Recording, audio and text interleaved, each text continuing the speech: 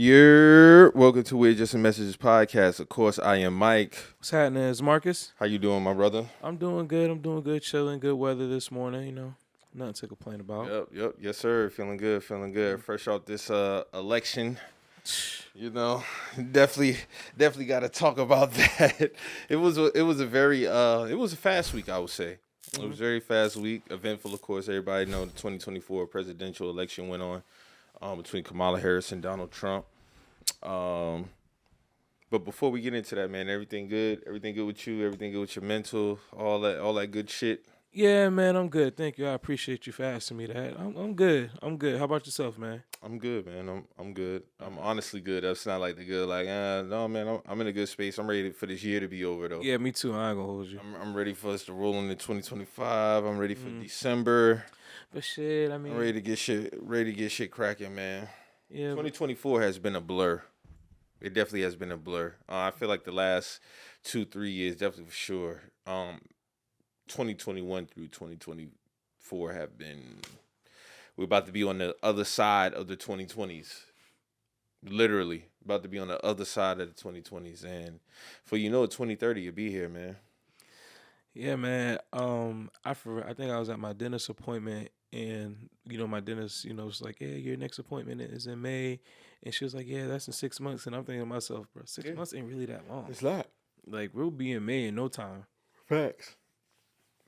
It'll definitely be here, bro. And always the beginning of the year, January, February, March, April, May, I feel like is a blur.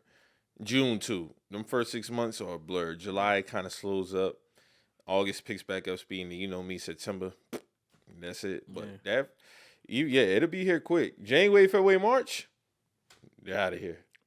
I don't even be remembering April. April be that should be here and gone. I'm about to say, it seemed like the first And then we changed our clocks back in March. Mm-hmm. It seemed like for the first 3 or 4 months, that shit is a blur. And then once it, like you said, once the clocks turn back, then when we get to summertime, that's when shit starts to feel kind of long. And then soon as September kind of hit, like you said, shit is out of there. So really, May, June, July, August is really like your longest. Your longest, what it feels like to me to be like the longest days of the year. Other than that, I feel like everything else just kind of goes into a blur.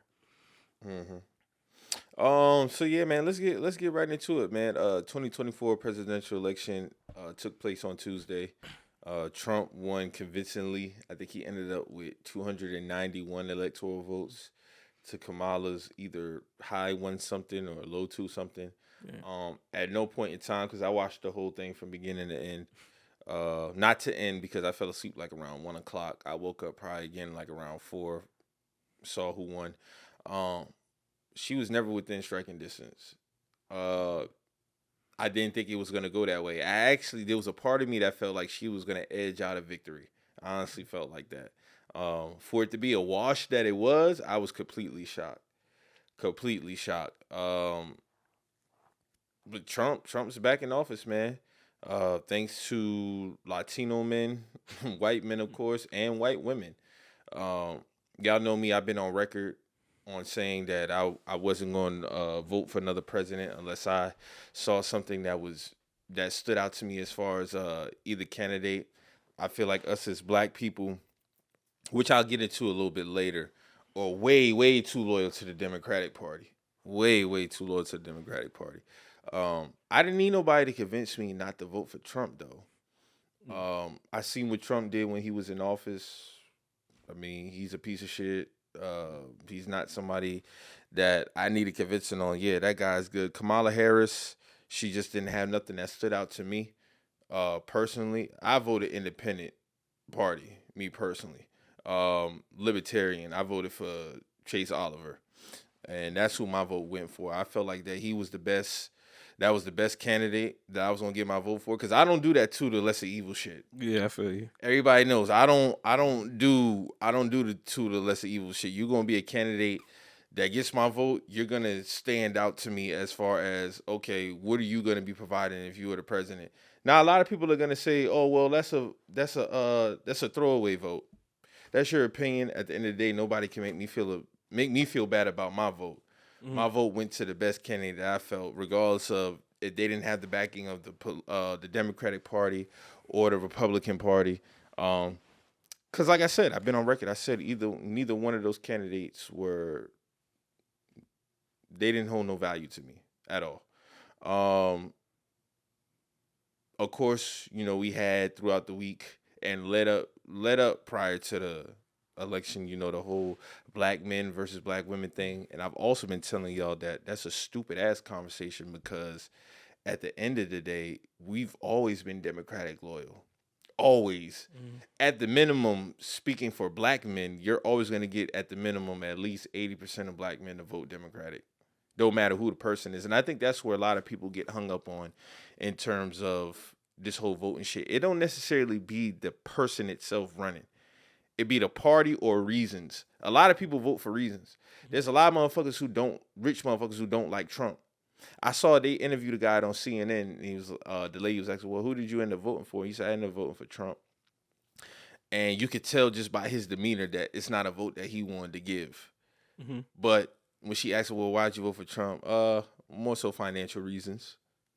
So when you think about it, even on our side, a lot of us are going to just vote Democratic because that's just all we know. It ain't necessarily about Kamala Harris. I'm not saying Kamala Harris probably didn't lose in the way she did because she was a woman. I'm not going to deny that factor. Yeah. But what I will say on the other side of that coin is there was a lot of big dog talking from that camp. And when I mean that, I'm talking about from the voters. There was a lot of confidence on that side. So I'm not really going to roll with the notion of, oh, we was never going to see a black woman president. They was never going to put. There was a lot of y'all talking like as if she was really going to beat Trump. So I don't want that to be the out the gates. Oh, well, she never had a chance. A lot of y'all thought that she had a chance for real. I mean, me, with just the history of the Western civilization, like I've said it on this podcast. I don't think we'll ever have a woman president because just Western civilization. Other places they have women in leadership positions and as far as over countries and things of that nature. But you just don't ever think president. I mean, we can have mayors. We can have mayors. We can have mayors and all that, but you don't think a president will ever be a woman. No, somebody in this Western civilization and talking about the leader of the free world. No, you know what I'm saying? Not over here. It's just not what it's never been like that. It's never that's not the way that's not even the way the USA is designed. You feel me? Like it's not even designed like that. You know what I'm saying? Like the system was never ever going to be in favor of that. How things run, how things are perceived. It was never going to a woman president is never going to be in those positions. Honestly, that position is not going to. I disagree. I think had you had first of all, the reasons why I felt like Kamala lost were too short a time. Yes, one. Joe bowed out too late. Number two, she didn't really sell anything to me as far as tangible. Being 10, not saying that Trump didn't either. What Trump did was he sold it, but he lied like a motherfucker too.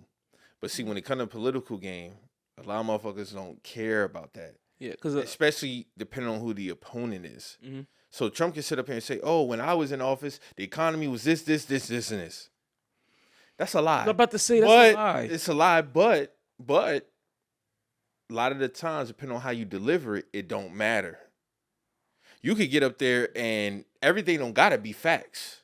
See, what I think with Kamala Harris is, and I'm not saying that she just got up there and spit bullshit, but it was nothing really tangible. And when she did, it was too late. I listened to some of that shit that she said she was going to roll out. Cryptocurrency protection, loans for, starting businesses and stuff like that. But you was quiet for 4 years. Yeah. Like there was even Joe himself. Joe was a little bit more visible during his term, but for her being a vice president, we didn't hear from Kamala a lot. So now you come out here and you say you're gonna do X, Y, and Z when you could have implemented some of the shit while you was in office. That's number one. Number two is it wasn't. I think they completely dropped the ball as far as Trump being the opponent. Meaning, we saw what he did his first 4 years here. That should have been another focal point in terms of what he was facing. You get what I'm saying? Yeah. Like, there wasn't a time during this campaign where I felt like Kamala really was going to address the economic issues. You get what I'm saying? Mm-hmm. Us having, the housing crisis. Mm-hmm. You get what I'm saying? I think those should have been the forefront. When we look at these exit polls and what people cared about, the economy and democracy is at the top. Abortion is very, very, very important. But the fact of the matter is, that wasn't at the top concern for a lot of voters. It was at the bottom. I seen the numbers. Mm-hmm. Which I believe, at the end of the day, should be very important. Yeah, I'm all for women having their rights. Of course. You get what I'm saying? But I think the economic plan should have been spoke to better if she wanted to come out victorious on this. And I felt like she dropped the ball on that end. I mean, like you said, I think that one of the biggest things was Joe bowing out a little too late, and Kamala Harris only having 100 and something days to try to pull it together. Mm-hmm. But you kind of hit everything on just as far as going into depth a little bit more about her campaign. When you see some of the selling points and some of the talking points and how it's going about, they try to reach the the people. The Democrats got to switch it up. Mm-hmm. A lot of the shit that they doing, it ain't really hitting no more. It's not really effective no more. Like the celebrity trope and using the artists to come out there and perform, and you having a concert and you trying to it's, to me, like, no offense, everybody uses some source of entertainment now, don't get me wrong, whether you're Democrat or Republican. Yeah, because Trump did the same thing. Yeah, you know what I'm saying? But it just seems like we are leaning on these things a little bit too much. Us as black people to try to sway something when we really want to know about what are you going to do to help? What are you going to do to assist? What are you going to do to, give the opportunities for us to move forward in a, as a people? And a lot of times it's like we dangle something for there, like, we're entertaining right there. But then Cardi B, Meg Thee Stallion, Beyonce. But all the real issues are just being swept under the rug. And it's like, man, black people don't want that. Black people want the issues that we are. You want to be able to go to the grocery store and afford bacon and eggs and all that. And I think that's where Trump was emphasizing a lot. Yeah. Oh, when I was in office, you was able to do da-da-da-da-da. You get what I'm saying? Mm-hmm. And on top, I'm not going to say there wasn't a race factor. You get what I'm saying? But I think the Democratic Party, Bernie Sanders came out, he said something as regards to how the Democratic Party left out the working class. True. They forgot about the working class. And he had a very good point. Let me just speak to Chase Oliver real quick in terms of what really stood out to me as far as voting for him. So off rip, supporting and then qualified immunity for police. That was major for me. We all know with the police having qualified immunity and shit like that. Mm-hmm. The economy, he supports free trade, opposes terrorists, also supports a balanced federal budget and reducing inflation. Education, definitely supports Department of Education, advocates for more choice in education marketplace. This one right here for sure definitely stood out to me. Where's that?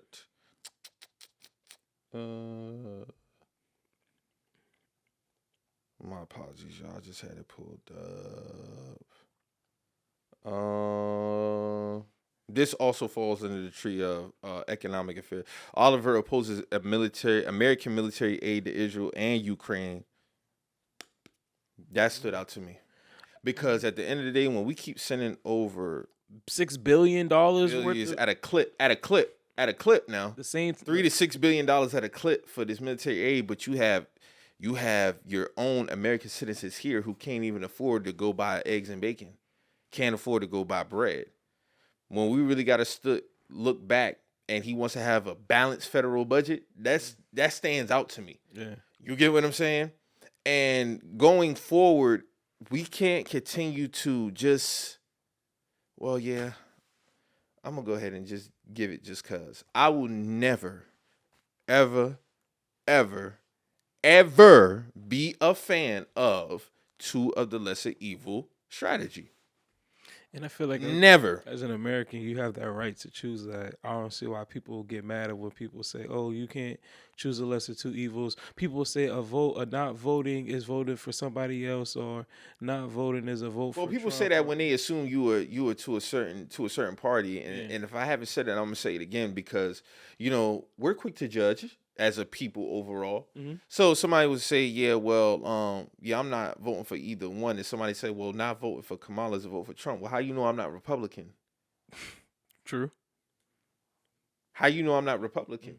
Because somebody who may know me who's also Republican would probably say to me, well, I'm not, if I say I'm not voting for Trump, well, not voting for Trump is a vote for Kamala. You get what I'm saying? Yeah. So people automatically assume that you are not, you're are automatically linked to a party. Yeah. You get what I'm saying? But you can't do the guilt trip with me. I stand on everything. Yeah. You get what I'm saying? So, and I've said I've been more inclined with voting locally and state anyway. Yeah. You get what I'm saying? For a president. But here's where the change is going to come. And this is where I'm not kind of pivot because we're going to stay here for a minute. It's going to start with voting for another party. That's where it's going to have to start. We just can't continue to be loyal to the Democratic and Republican parties. Yeah. So whether it's the Green Party, Libertarian Party, it's going to have to be one of those. Granted, neither one of them most of the time don't get an electoral college votes. But it got to start somewhere. Why do we continuously want to give and give and give and give and give and give our vote away just to most of the time keep somebody else out of there? And then on the other front, not receive anything on the other side. I mean, because it's a lot of fear mongering going on. Hey, this is going to happen if you vote for this party. So it's like, yeah, we got some issues that maybe y'all don't agree with, or maybe we got some issues that we capping over to y'all. And it's a fear monger tactic. Like, okay, so you said that you guys want to still have abortions. They saying that you don't want to have abortions, but we also got some other fucked up rules over here that we're trying to sneak in as well. But and then also Trump came out and said that he's never been for the banning of abortions, whatever the case may be. Yeah. I know it was something in 2016 that was on the table, never got implemented. It don't matter who's the president. I don't feel like abortions will ever be completely eradicated. I don't think so either, because at the end of the day, and I think that's something that's handled more so on a state to state level. I don't think that's something a president could be like, okay, we're hitting the gavel on this. I think that is really, and somebody could correct me if I'm wrong. And again, I'm not really the most politically savvy person, but I do know a good bit. You get what I'm saying? Yeah. I believe that is a state to state decision as regards to abortions. But go ahead. At the end of the day, America still is, bottom line is money. If more people are produced, you know what I'm saying, as far as abortions, I'm sorry. As far as abortions is concerned, America is still a free country, because when you do stuff like that, I feel like that kind of affects a whole lot of other things, especially maybe in the medical field. You know what I'm saying? Abortion is a big business. Mm-hmm. There's a lot of racism on the medical in the medical field as well. It is, but as I was thinking of something else, but like I was saying like earlier, like abortion is a big business. Anything they got cure for cancer, but shit, they're never going to put it out there because cancer makes too much money. Abortions make too much money. There's whole abortion clinics. Like at the end of the day, it comes back to the dollar. Yeah, at the end of the day. They're like anything medical wise. If there's a problem that can be solved, they won't solve. You know what I'm saying? And they will make sure that door keeps going and the money keeps going there for that. When you ban abortions, you stop that door. Mm-hmm. And America's not ever going to let you stop that door. So I do think that Kamala Harris campaign, they really dropped the ball because I feel like this kind of would have been a layup victory, being that we already seen what he did while he was in office. Trump fucked the economy up with his tax initiatives. You get what I'm saying? So you had tape. Mm-hmm. You had the game tape. Yeah. And for them not to come out victorious, it was a lot of multiple factors. I think the biggest, though, was, of course, them not wanting to have a woman. Mm-hmm. I will stand on that. But I still think she could have came out victorious. The campaign was a big draw, bro. Yeah. The campaign was a very, very big draw in terms of her losing. And then gotta speak to it because this was a big conversation amongst us as well. White women sell a good game. White women sell a good motherfucking game. And I keep telling y'all, and I've been telling y'all, y'all keep arguing amongst each other. When I say y'all, I'm talking about black people. Oh, black men this, black women that. It don't matter what you vote. See, I don't pay attention to that 20% of niggas or 10% of women who vote for Trump. That don't matter. At the end of the day, consistently, for decades, we've been Democratic loyal. That's just what it is. Let's put that to the side. White women, and I seen white women on national platforms. Oh, yeah, well, we got to get to such and such. But, man, we got to get to them black men. Oh, really? What about y'all? Because y'all got y'all happy asses out there and voted for Trump. Regardless of all that women shit that y'all talk about. And you know so funny? These motherfuckers go out there and vote for Trump, but y'all get y'all ass out there and march and protest against the shit that he against. I've been telling y'all, white women are the ones who really determine the outcome of this vote. And what the fuck makes y'all think they're going to go against their men? No. Consistently, they're going to vote and same step with their man. I seen a white woman interviewed. And you know what she said? What? Yeah, I don't really like Trump, but I don't want no problems in my household. That's one of them. The other ones, they just gonna vote for Trump because that's who they roll with. Yeah. I paid attention to that voting map. Kamala cleaned up in the big cities. You know what she didn't clean up at? Them rural counties. Yeah. Who stay in them rural counties? The average white American. Who live in paycheck to paycheck. Who probably stay in the trailer park. Them rural counties. Trust me, I know. I looked at this shit. Kamala cleaned up in Philadelphia. She cleaned up in Detroit. She cleaned up in Atlanta. We don't really got to speak to California and New York State because they're blue states regardless. Yeah. But when Trump flipped Georgia, that's a problem. When Trump flips North Carolina, that's a problem. Yeah. When Trump flips Virginia, Wisconsin, that blue wall, because I heard them say, they said if Kamala don't win Pennsylvania, that's it. Trump could have still lost Pennsylvania and still won because he was leading Michigan and Wisconsin. When I zoomed in on that map, rural counties all red. We ain't got to speak to South Carolina. We already know what's going on with South Carolina. You know what I'm saying? Yeah. But them rural counties, that's where he cleaned up at. You go look at that Georgia map, you see all that blue around Atlanta. All around Augusta. All around Savannah. The rest, red. Yeah. That matters. So I'm not going to say race didn't play into this. But we have to stop fighting each other, bro. That's ultimately where I'm getting. We got to stop fighting each other. You mad at the wrong motherfucker. You need to be mad at the white women. You need to be mad at them Latino men. That's who you need to be mad at. Yeah, you know. I seen it. You seen it? Yeah. They asked who Biden or Trump. Oh, Trump. Why? Oh, immigrants. You don't need no more immigrants. Oh, you here, but you don't. Yeah, that's it. No mas. This is real shit though. Yeah. And I've seen people say this before. Nobody hits an immigrant more than an immigrant who already got his visa. Who got his visa status. Yeah. That's true. Because they fighting to get out their own country. They coming over here. Now, what I will say in terms of immigration, there needs to be some regulations on that shit. I'm not sitting up here saying we got to be wild and disrespectful about it. Oh, build the wall, fuck them all. No, I'm not saying that. But there needs to be steps in place to limit that shit. You just can't have people just coming over here. Not also that, getting certain fundings that black people aren't getting as well. Now, if somebody can educate me more on that, then please, I'm all ears. But I did see in New York City where first-time people was coming over there and getting certain fundings and services that black people haven't been getting for years. They said they're about to cut that shit, though. Okay, that's cool, but initially they was getting that. Yeah, of course, yeah. Like, you get what I'm saying? It was getting like it was getting like 1,700, some like 12, like either like 12 or like 12 to 1,700 a month for all immigrants. And what I don't like is also everybody want to get up in arms when the presidential election come around. I hope y'all had that same energy come 2026 when most of us got to vote for governors. There were a few governor elections around this time, but for the most part, most of us gonna have to get out here and vote 2026 for a new governor. So I seen a lot of tears. I seen a lot of crying. Some people may be genuinely hurt. Some people I feel like it was for show. But ultimately, I want to. What ultimately is us as black people? What are we gonna get?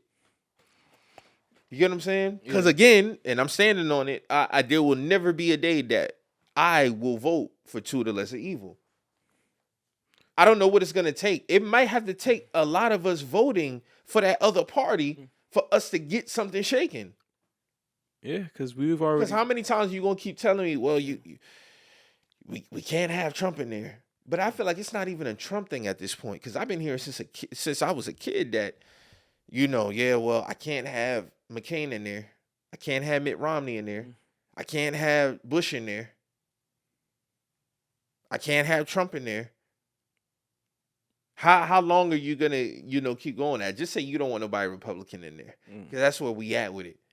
Now, what happens when we come across a time where we get a Republican candidate who may be leaning more towards your interests? Then what?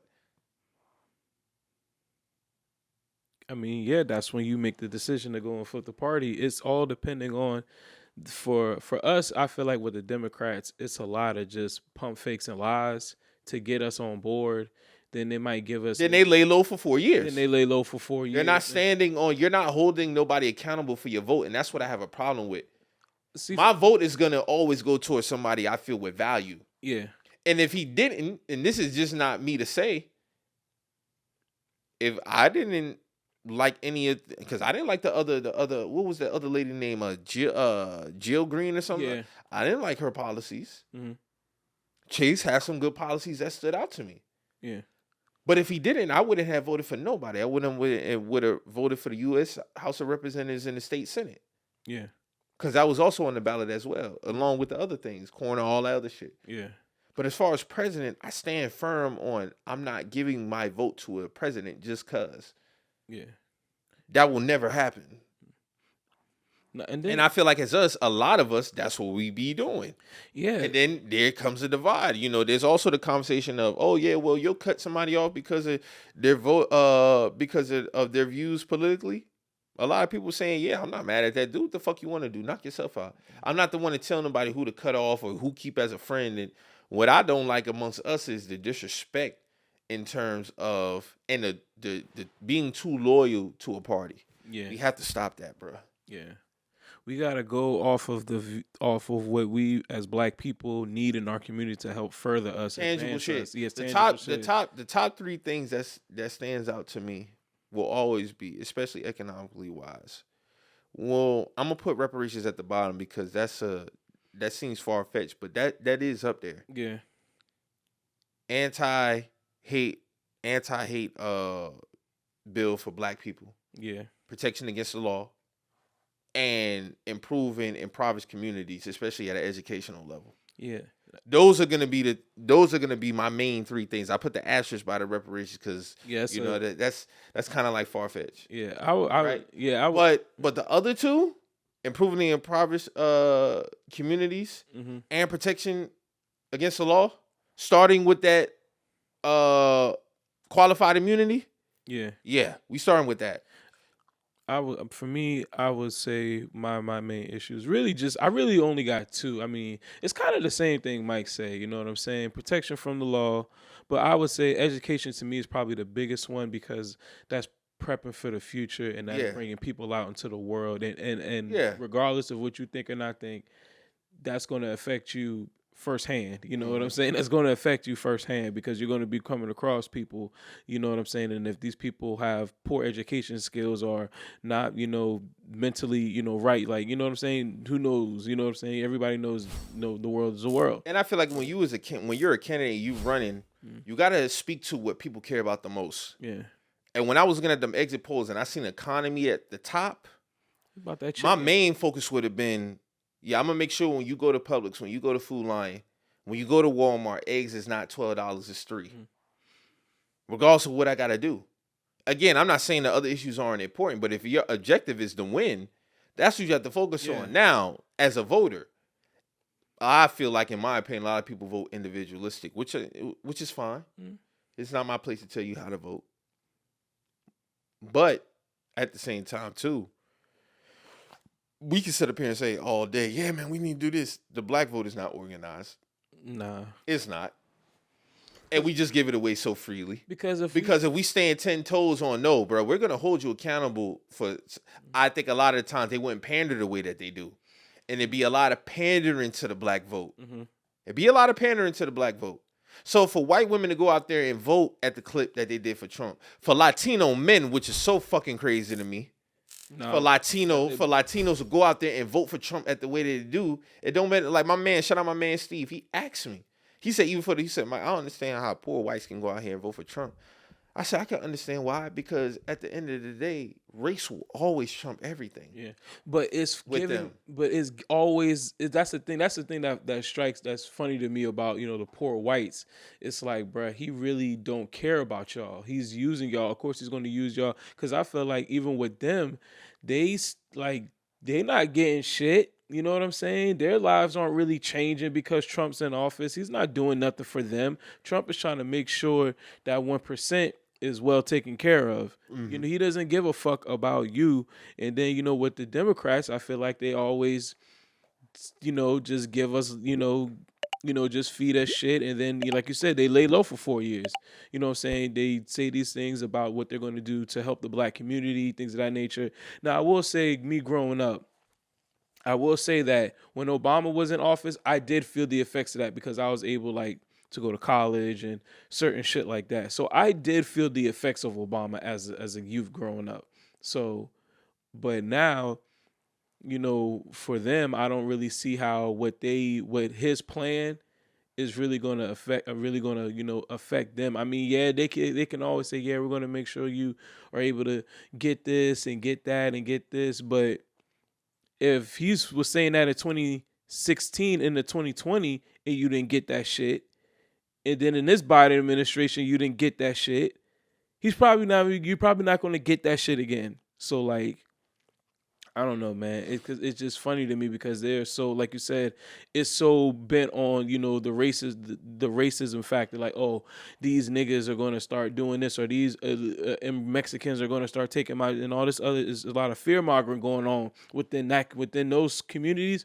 That's really all it is fear mongering. And also, to be fair, like I said, the educational piece is important. Like you said, piggyback off before I get into my other point. The educational piece is important. Student loans was another big thing. That was another thing that Chase had on his. Oliver opposes the federal backing of student loans and supports allowing student loan debt to be dischargeable in bankruptcy. That was the other bullet point that I couldn't find. So my apologies for that. That's major too. Yeah. Because we all know where that debt is looking like nationally as far as student loans. You get what I'm saying? So I just feel like we just can't be whoever's under that blue. Mm-hmm. We just be like, all right, yeah, I'm rolling with them. We got to start holding these candidates accountable for their votes. Yeah. I mean, for giving them our vote. Excuse me. You just can't get my vote and then you just lay low for 4 years. Kamala was quiet for 4 years, bro. Yeah. You could have implemented some of them things that you so-called was gonna do late, but that you full quarter press. Mm-hmm. No. You got to make something stick to the wall. I get it, but you had opportunity while you was in office to implement some of these things. That was another. This wasn't just another candidate that was fresh off the street. Yeah. This is somebody that was in office for 4 years. Yeah. You did not once even speak out for trying to do any of these things. Not one time. Yeah. You're the vice president. I'm not saying you have all the power, but you got a lot of access. You could come out. You can make some statements. You could be like, hey, yeah, I tried to do this. And not only that, you had opportunity to speak. You may not have had opportunity to make some of this shit work, but you had opportunity to speak to doing some of these things. Yeah. So that's why I'm a hold Kamala accountable on that front. You wasn't just another candidate off the street.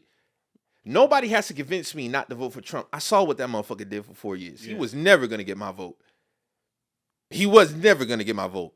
But if you, as a black person and black people were trying to convince me of Kamala, you got to sell me better than what she was doing, baby. Mm-hmm.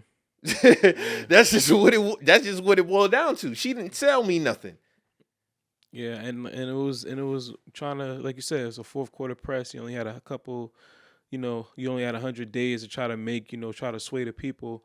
But I will say, within her trying to, make that shit shake, all the money that was spent, I heard they spent over $1 billion on her campaign, bruh.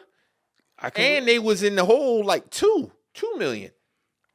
I can see it, bro, because it's a lot of shit. I mean, it wasn't like nothing that was And really I heard a drawn and lot, planned out. and again, I Like, could be corrected if I'm wrong. I heard a lot of that went to them entertainers.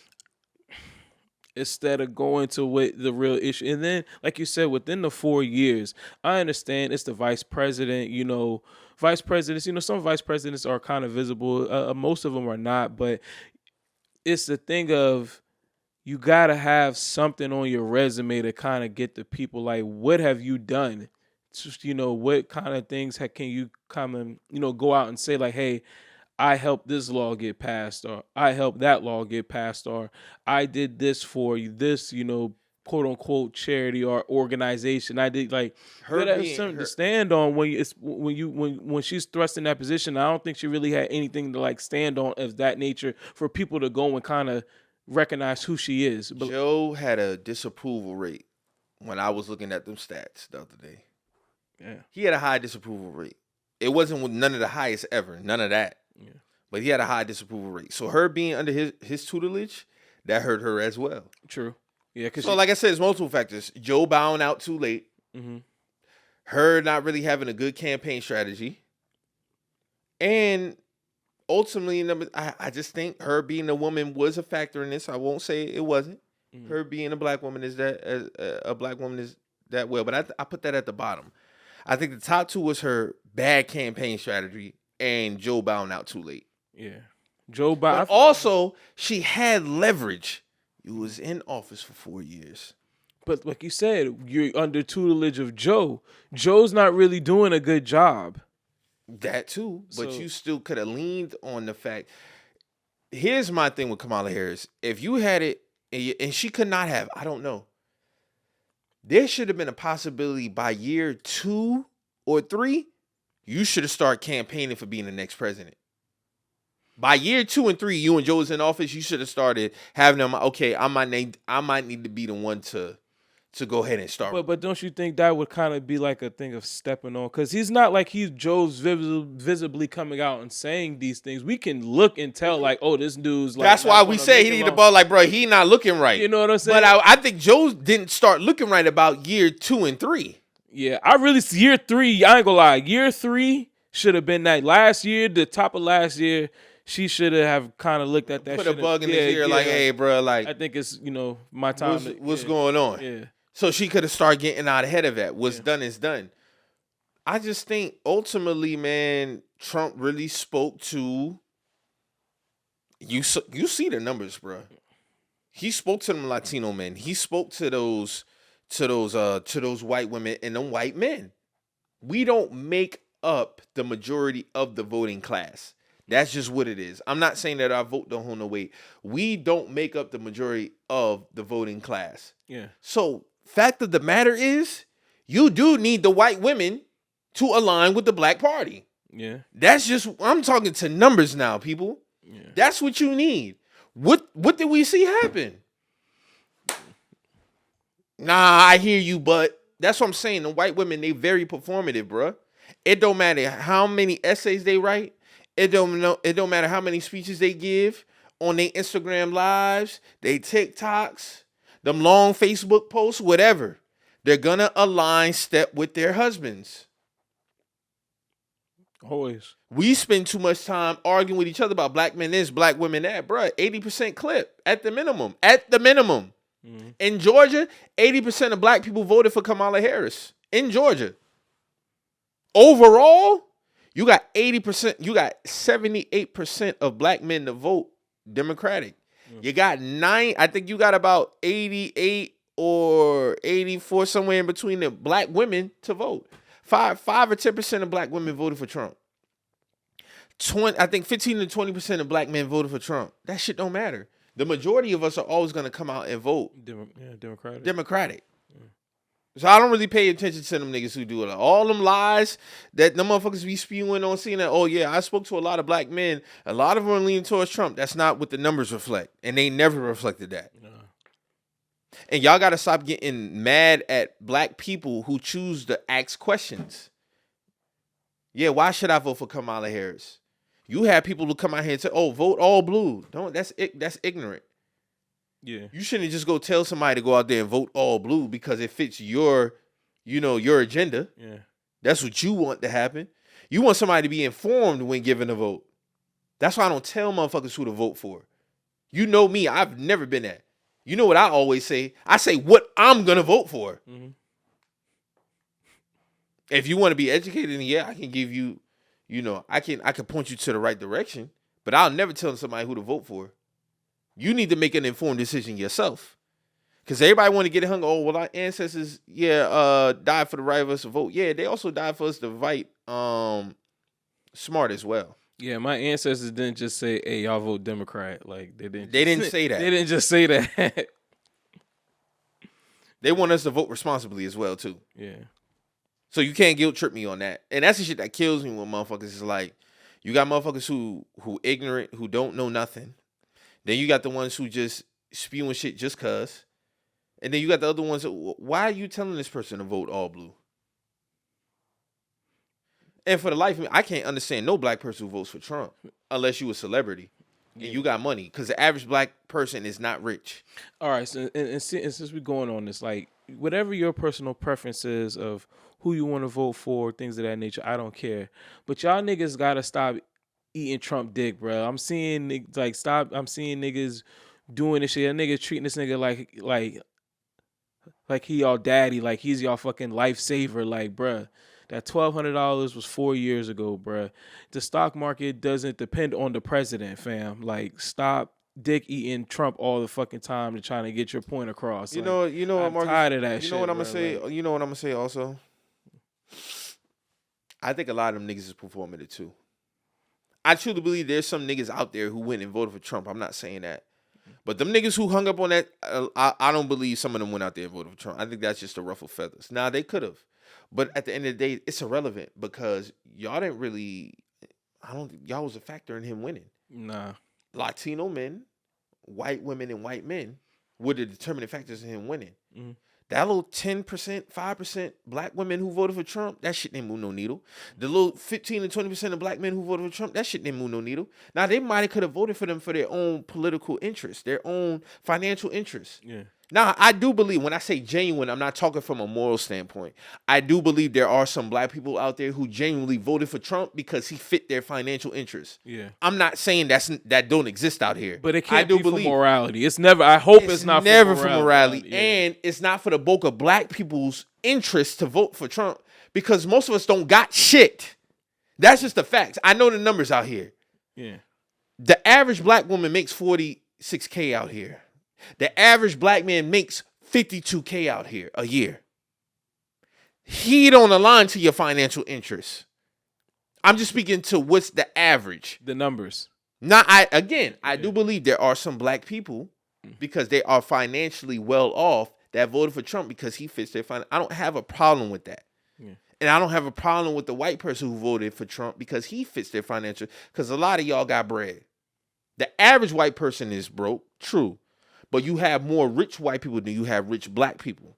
So I believe there are rich white people out here who voted for Trump because he just 100% he fits my financial interest, bro. It don't got nothing to do with y'all as black people, because I don't believe because there's a difference between racism and bigotry. Yeah. Racism is, I like the advantage my people have over y'all. I'm not trying to give up that. I'm not gonna come up to you and call you a nigger and all this other shit and put crosses in your yard and all that. See, that's a bigot. Yeah. You get what I'm saying? Then you got the combination of both. You got motherfuckers who's a racist and a bigot. They both. Then you just got bigots. Yeah. They ain't got no bread for real. They just hate niggas. Yeah. That's most of the people who are in the trailer park. You get what I'm saying? Exactly. Yeah. So when my homie is asking me, damn, why are these poor whites voting for Trump? That shit don't make no sense. He don't align with them racism, bro. Yeah. Racism will always trump anything, because at the end of the day, they know that I'm white and you're black, and I don't fuck with y'all. So I don't give a damn that I'm making $30,000 a year. Trump is getting my vote. I don't know the numbers financially for Latino people, but I know it ain't high. Yeah. But you have to also understand too. I've seen it. Mentally, a lot of them Latinos align more with the white side than they do the black side. Yeah. That's why we got to dub that POC shit. Yeah. That person of color shit is some bullshit. It never exists. What I said the other day. And I was speaking more so to the white women point. For you as a black person to believe that a white woman would align with your thinking, you are lost. Yeah. There will never be a day where white women waver, no matter how many essays they write, how many Instagram lives they do, how many TikToks they do. They're going to take their happy ass on them polls and they're going to vote for the other side. Yeah. That's just what it is. That's just what it is.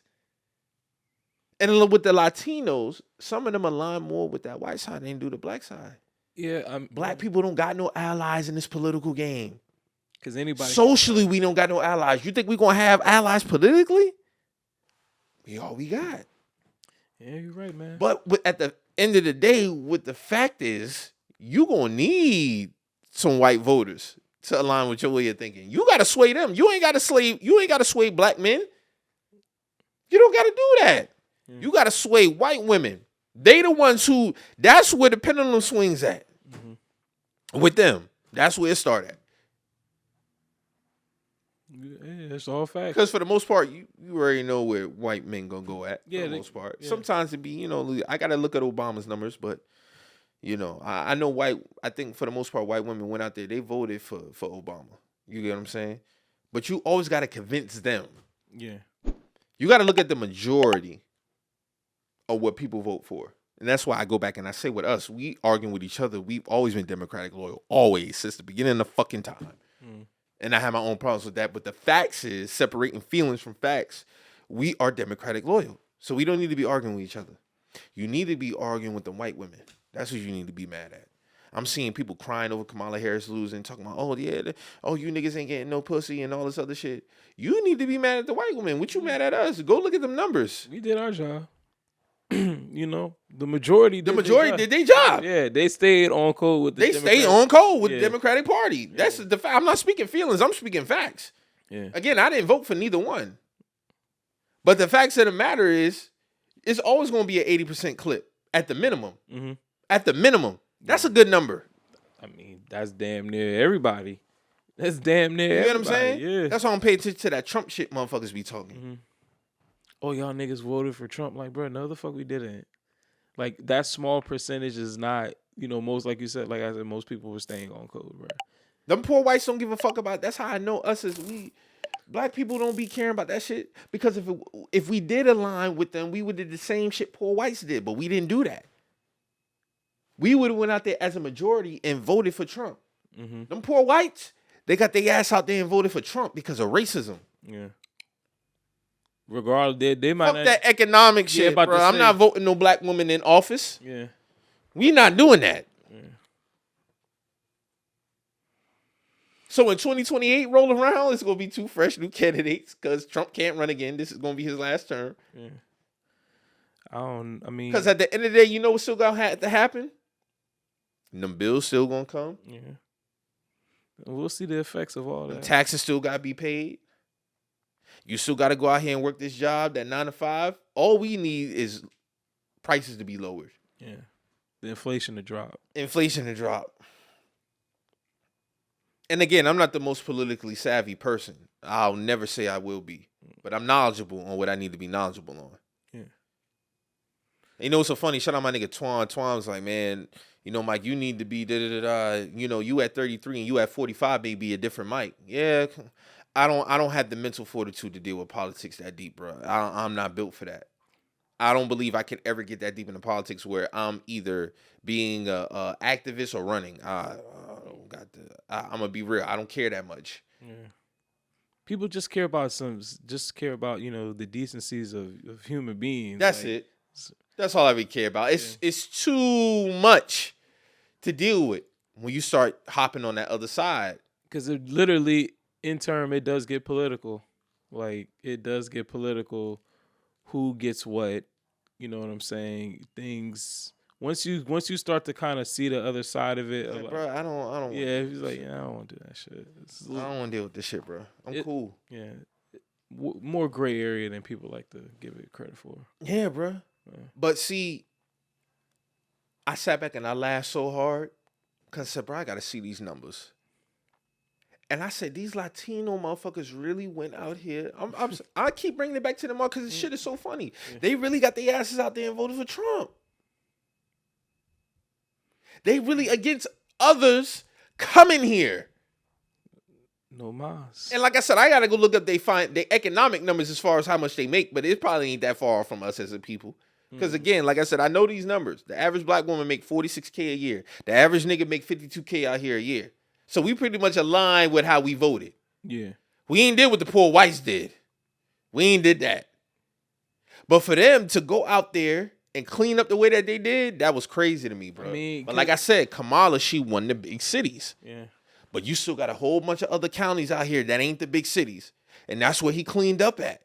Yep, because there's probably some Latino person in a small county in Wichita, Kansas, and bro, you know how you want to make sure nobody else comes through. When I knew it was getting bad for the Kamala Harris party? What? It's like, yeah, man, they was talking about Atlanta specifically in Philadelphia.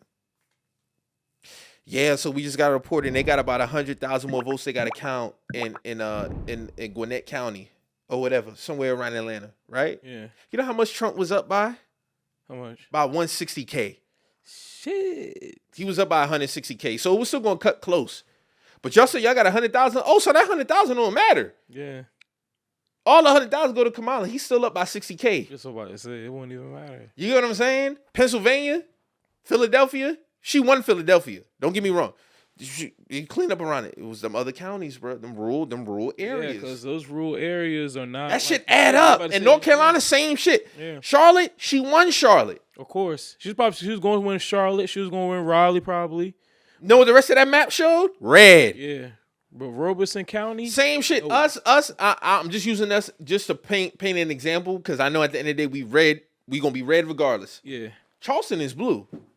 Columbia is blue. Yeah. But guess what? The rest of South Carolina, red. All red. Charleston is blue. Columbia is blue. But that's not South Carolina. Yeah. Dorchester, red. Trust me, I look. Dorchester County, red. Dorchester's red. I figured that. I could figure that. You got to think. Yeah. Yeah. You can zoom in on the map. Bro, listen. All you got to do is go to Google, voting results, and you can refresh that motherfucker and zoom in on every state and zoom in and damn near every county. You can do it. Trust me, I did it the whole time for 3 hours while I was watching that shit. Very entertaining, by the way. Yeah. I will say, just watching that shit and watching the coverage, that shit is very entertaining. Yeah. But you can zoom in. I'm like, oh yeah, Charleston blue, Dorchester red, okay, Columbia blue. Okay. Get what I'm saying? Again, Philadelphia, Detroit blue. Mm-hmm. All amazing. Houston, everybody talking about Texas early. I'm laughing. Oh, Texas blue right now. Just wait. Just wait. Y'all, this ain't nothing. Oh, 10% of the vote in? Oh, yeah. That's going to be red very soon. Yeah. Dallas, blue. Houston, blue. And rest of Texas, red. It's still the South, bro. This is still the South. That's what people not understanding, bro. It's still the South. It's not the fact of her. She's going to get the major cities. Yeah. But y'all not accounting for them rural county areas. Because the South, the South is still the South. For him to clean up the blue wall says something to me as far as Kamala's campaign. Because there's no way she should have lost Wisconsin, Michigan, and Pennsylvania. Yeah, Michigan is mostly blue all the time. Like there's no way she should have had lost Pennsylvania. Yeah. She shouldn't have lost Georgia. She shouldn't have lost North Carolina. Yeah, North Carolina's mostly blue. Yeah, and for a minute Virginia was red, but she ended up getting Virginia, but ultimately it didn't matter. Yeah. She got cleaned up in the blue wall. Yeah, you're not supposed to lose Pennsylvania. That's East Coast. You're not supposed to lose. No, Democrats run the East Coast. You know, pretty much until you start getting to the South. Yeah, until you start getting once you start Georgia. She should not have lost Georgia. You know, because they flipped. They actually because everybody was looking at the electoral. Oh, wait, California. You're gonna get California, but it didn't move the needle. You're always gonna get California if you're Democratic. California, New York, you're gonna get those. Yeah. There was a lot of swing states, and I don't have them all off the top of my head, but you had a lot of swing states that were very valuable to each side to win, necessary to win. North Carolina was one of them. Yeah. Virginia was another one. I can't remember the other one. Florida, I don't know what the fuck they got going on because you needed 60% of people to vote to legalize weed. You only got 55%. Then the abortion shit, you only got like 52%. You needed 60%. So a lot of motherfuckers probably didn't even go out there to vote. So that's why they didn't get the necessary votes needed. It wasn't that they voted against it. And somebody corrected me on that. My homegirl saying Tampa, she corrected me on that. They needed 60% of each side to implement certain shit, and they didn't get enough. Damn. But we all know we've been trying to. Florida they wild in general. Yeah. They got some other shit going on. They always been like that. Yeah. So I'm not surprised at whatever they. If Florida is blue for 1 year, I'm not surprised. If they red for 1 year, I'm not surprised. You never know what the fuck they got going on. Yeah. They just wild. They a wild motherfucking state. It might be the first. Texas is all for people to even have an inkling of thinking, oh yeah, bruh, you thought I seen the viral tweet talking about, oh, Texas is all red. I know who to blame. They had Meg dancing on. Meg ain't got nothing to do with that. They was gonna be red regardless. Anytime. They was gonna be red regardless. All I ask people is to be informed about who you giving your vote to at the end of the day, and be more inclined on a local and state level. And like the South is the biggest region of America, so it's like if you get the South, you pretty much. For him to get Wisconsin, Michigan, at the rate that he did. Yeah, you're not supposed to lose that, especially. There's no way she should have lost that. So that tell me her campaign strategy had to be better. Yeah. So she plans to run again. Hey, it'd be a good lesson learned. See, Hillary didn't run again. Yeah.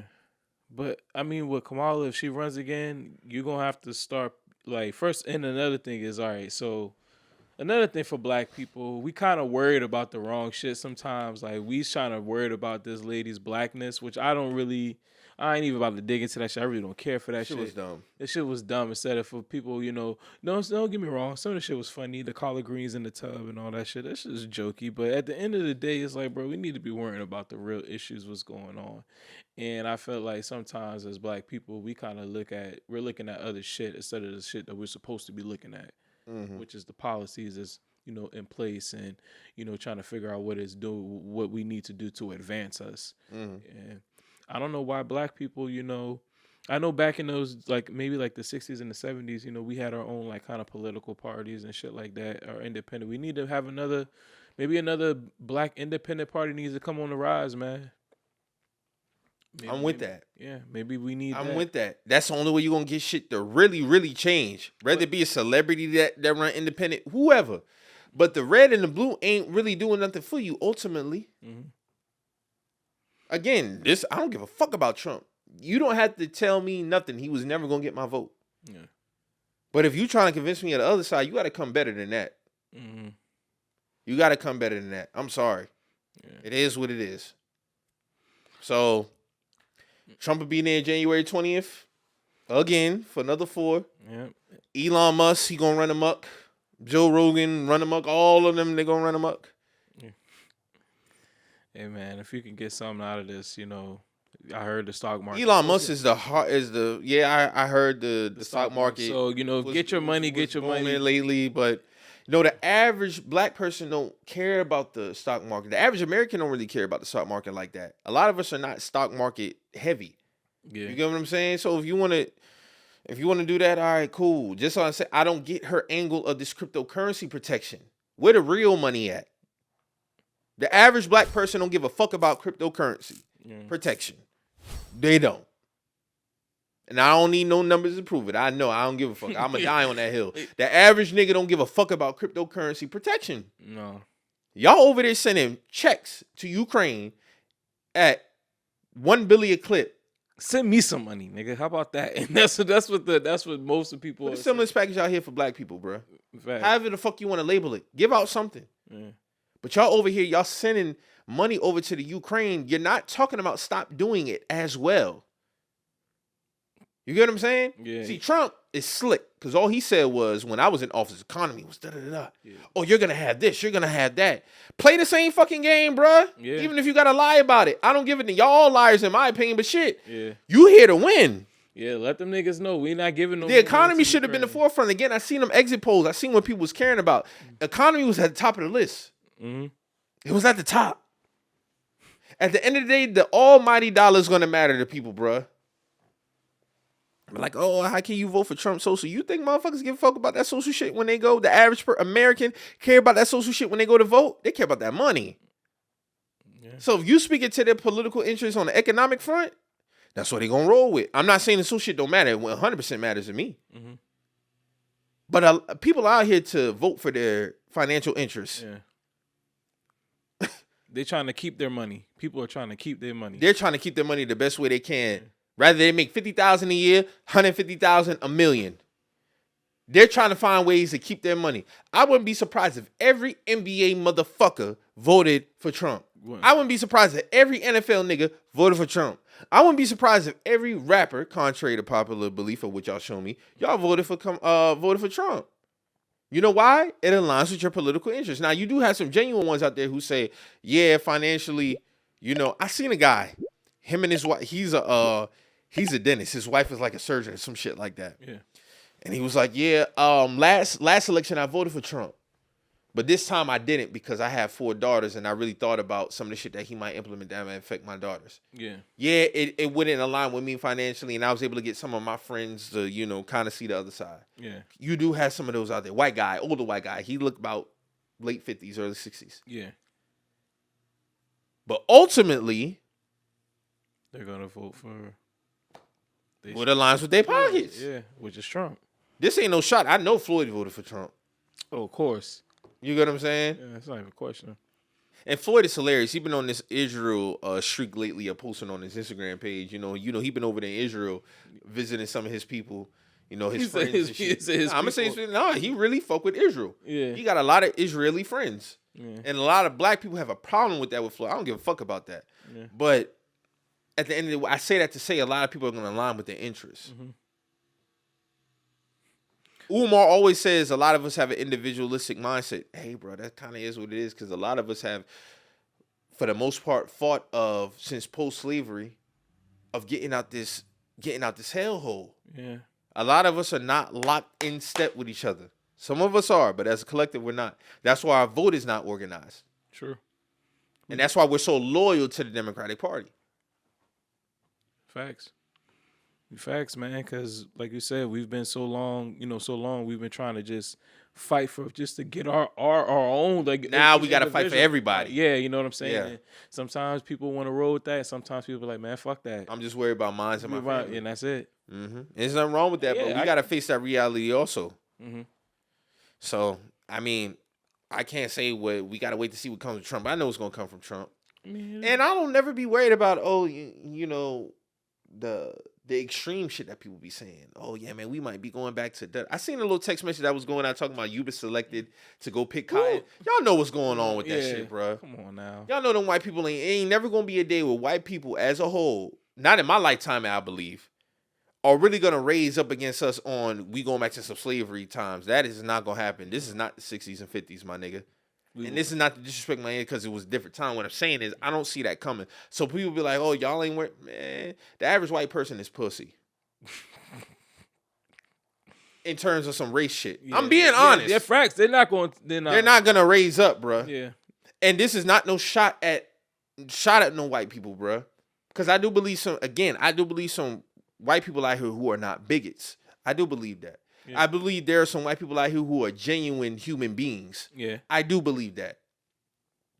But as far as the motherfuckers who are racist and bigots, the crackers, they not going to rise up on no black people like that. They're not bringing racism to a black person like at their front door. That's not what's happening.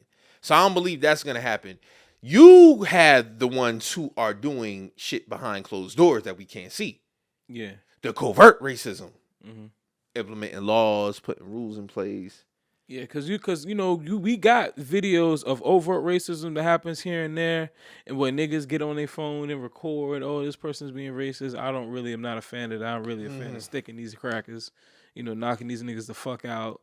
But for the most part, the covert racism is the one that gets us the most. Mm-hmm. You know what I'm saying? Like you said, the certain laws implemented, redlining, shit like that. That's the shit that cripples us, generationally. You know what I'm saying? The overt racism is just, either I don't know, somebody might be, just trying to get their shit off or whatever the case may be. But, overt racism, you can handle that. You can smack a nigga.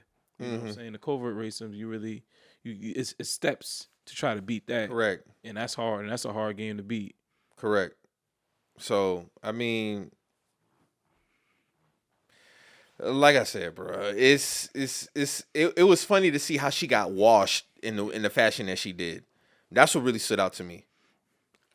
And also, with black people, I just feel like, man, we got to stop focusing on dumb shit when it comes to political shit, bro. We need to focus on real issues. Stop focusing on dumb shit. Abortion is definitely not dumb. That's definitely something that needs to be taken seriously and things of that nature.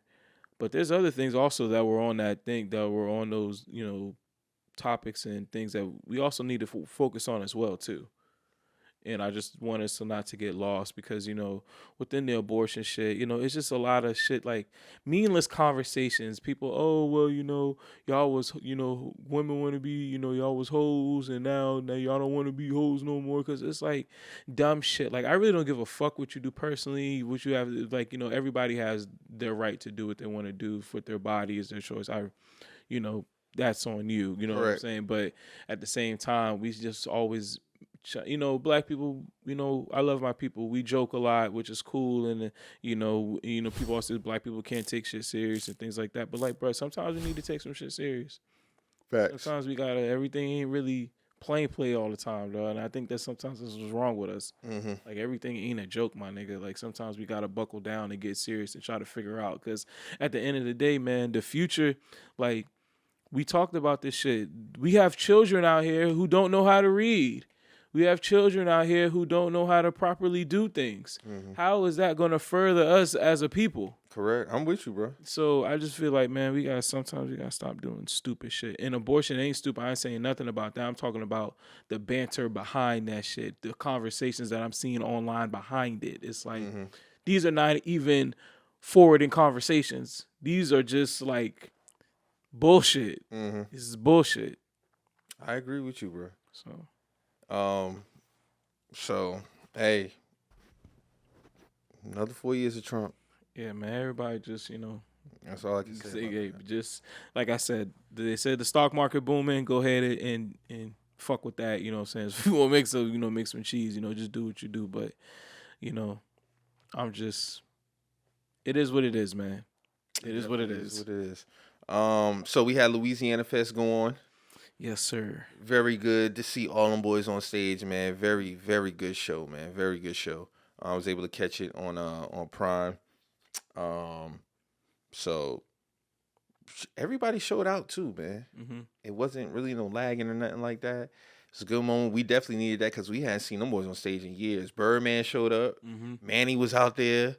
Big Timers did their thing. So all in all, man, salute to that, man. It was definitely good to see that, bro. It was a good show. I was, in the, playing the songs loud, rapping, like, just take me back to a good time. Always with their music, but it's just good to see everybody back together. It looked like, everybody looked in shape. Everybody looked in, good form as far as rapping. Sometimes, some of the music they had in the playing as far as the backdrop, the backtrack, with the music, and some of them they didn't, But one thing I will say, what I did notice is that, man, Juvie get a lot of love, man, as he should. Juvie does get a lot of love. But, like, you could tell he's still as far as them as a collective, he's still, like, the guy, you know what I'm saying? Like, it was back in 98, 99. So that was cool to see. And it's also cool to see that, Wayne kind of knows that. And he kind of, like, that's like his big brother. So he kind of, let him rock out. Yeah, let him rock out. He falls in line with that, which I think is really dope because, that's also, people peeping and knowing their position because, Wayne is obviously the biggest star out of all of them, but he fall back and play his role when he with the, when he's with the clique, so. Right. I thought that was pretty cool. And it was performing, They was performing some shit, man, like Neighborhood Superstars. That's one of my favorite big Hot Boys tracks. So when they did that, I was geeking off that. When Wayne did the mob. No, Wayne did the mob. he did Shine. He did he did some good songs, man. Mixtape The Sky's the Limit. Like he Of course, did Bling Bling. bling bling. Shout out to Turk. Turk had a good performance too. Yeah, Turk did dang, Bout Whatever. That was one of my favorite that's one of my favorite. That shit Hot was songs. just way overdue, man. It was Yeah. way overdue, and it was good to see finally get everybody on stage, man. Yeah. That needed to happen. Mhm. That definitely needed to happen. So glad everybody was there. Glad BG and Wayne is in good spirits. Mhm. So it was just some dope shit, man. It was some dope shit. Just in not kind of in connection, but you had the other controversy that went on with DeMar DeRozan and Drake at the basketball game. Why wasn't Drake at So, Louisiana Fest? He was there for Vince Carter's retirement. Man, I fuck with Vince Carter and all, but Vince Carter shouted him out. Yeah, he got him done. I mean, I could see So, I could see that a little bit. I don't feel, and Drake is an ambassador. He hadn't been at no other game, so I don't think he was gonna miss that night. And people asking why Drake wasn't at Louisiana Fest, and I'm like, bro, he made a surprise appearance 2022. So I feel like as if, he was afforded to miss this one. I don't know. I don't understand it, but I remember Drake being there 2022. I remember that being a big question. I'm like, bro, he was just there. This is Vince Carter's retirement jersey night. I don't feel like, he was going to miss that. I don't feel like he was going to miss that. I still don't think they're as close as we think they are. I don't think they're as cool as we think we are. I still don't. Drake and Wayne. I think they are still cordial, but I don't think they're as cool as we think they are. I don't have no optics to go off of that. I'm just looking at it from, I'm looking at it from every perspective as far as, the recent battle, just certain things that have happened. I just don't think them dudes is as cool as we think they are. I don't really think all of the Young Money is cool as we think they are, honestly. I mean, to an extent, yeah, because from face value, you got like they support if anybody I don't think that is that cool in between that clique is Drake and Nicki. I've had optics of Drake and Nicki not really being aligned each other, but sometimes they pop out with each other. And they get some shit and you be like, all right, it's cool. Like, they good. All three of them was just on the track a few years ago. Yeah, that was a few years ago, Mike.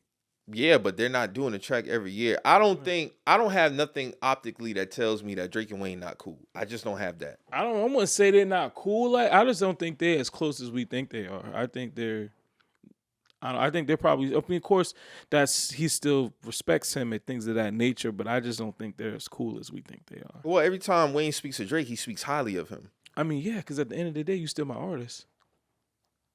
At the end of the day, well, I don't care about that personal shit. So Drake wasn't there. We got to speak to what happened. So what happened was, of course, he was mean mugging DeMar DeRozan.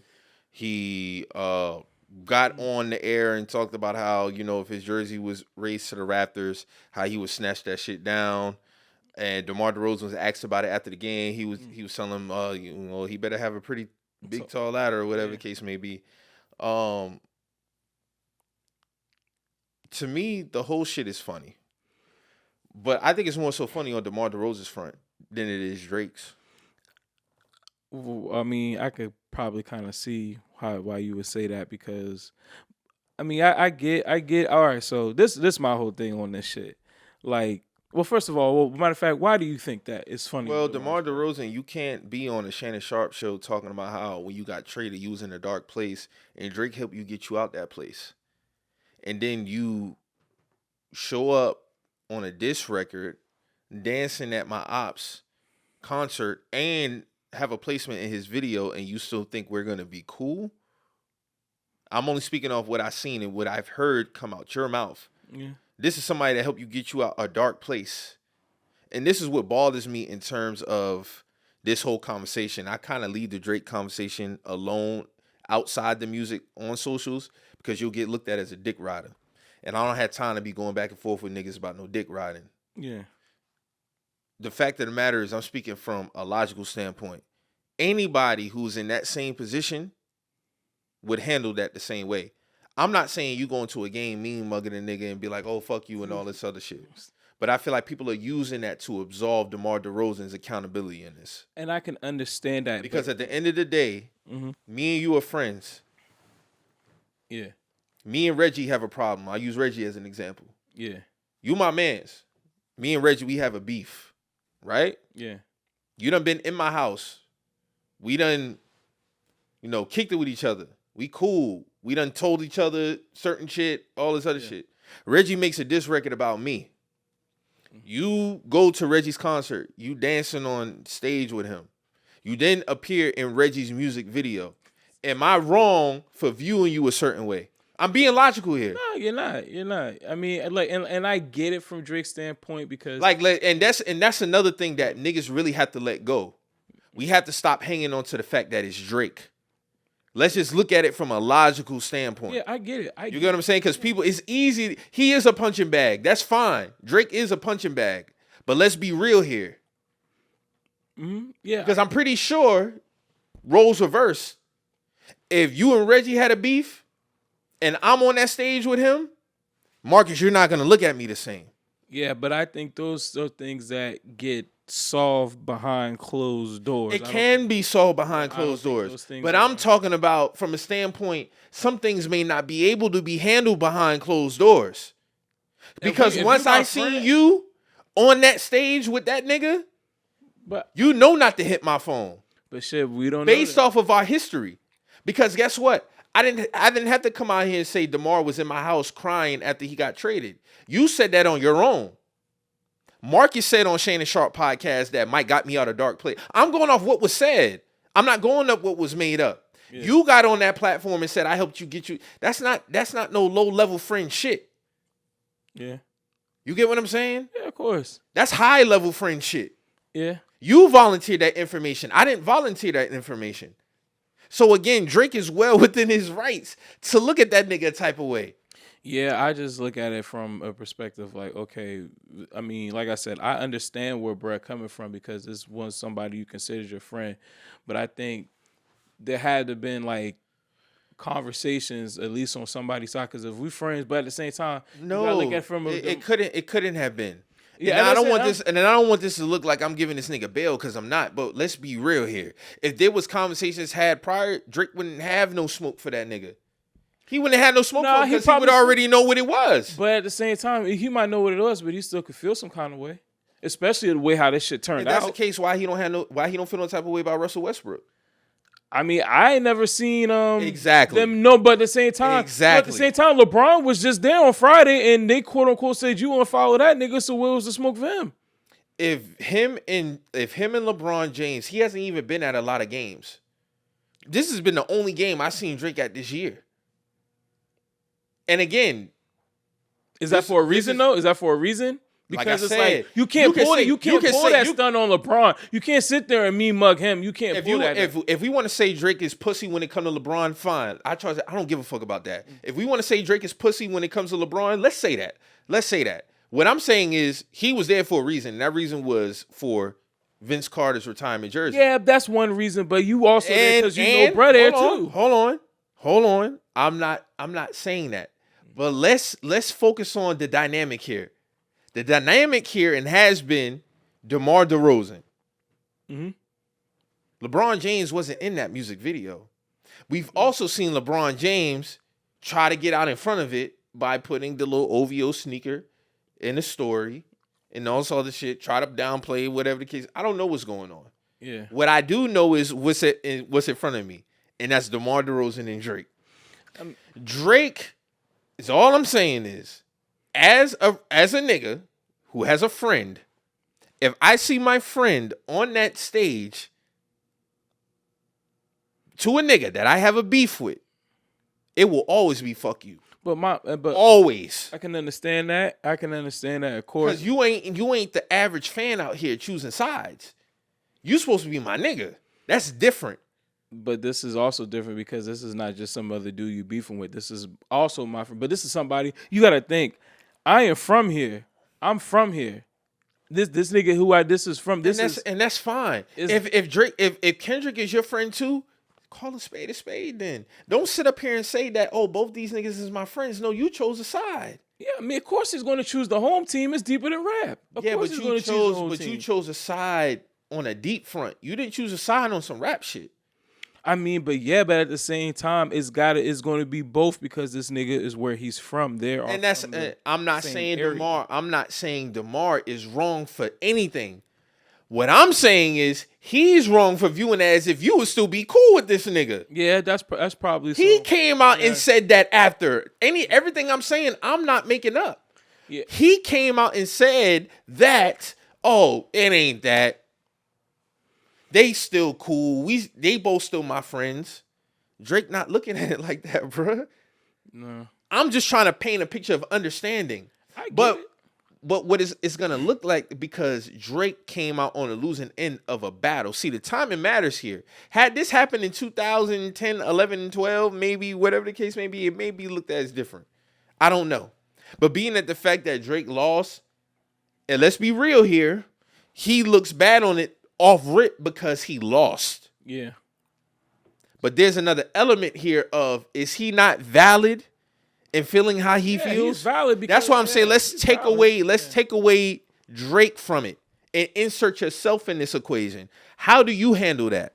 I mean, he's valid for where his. No, I'm asking you, fuck Drake now. I'm asking you how you handle that. If that's my dog, me and him gonna have a conversation before I pop out the window, though, because at the end of the day, what's really going on? So let me have a conversation with you first before I just immediately say fuck you. If you somebody who I'm kind of cool with, or I don't know, then it's fuck you. But if it's somebody who I consider a friend, then I'm gonna sit there and be like, hey, bro, what's going on? Because maybe there may be something I'm missing, or maybe something I don't know. And then as a friend, I'll give you the respect. I'll give you the respect. And if we have the conversation, and you obviously choosing who you rocking with, I could give the respectful fuck you and just move on. You don't gotta speak about me. I don't gotta speak about you. Yeah. We just keep this shit kosher when we out and put. You know what I'm saying? Because at the end of the day, it don't gotta be nothing. If it don't gotta be nothing, now if you want to make it something, we can make it something. But if it, for the most part, 9 times out of 10, it don't gotta be nothing. My whole thing is the man. He's obviously done a lot for the city of Toronto.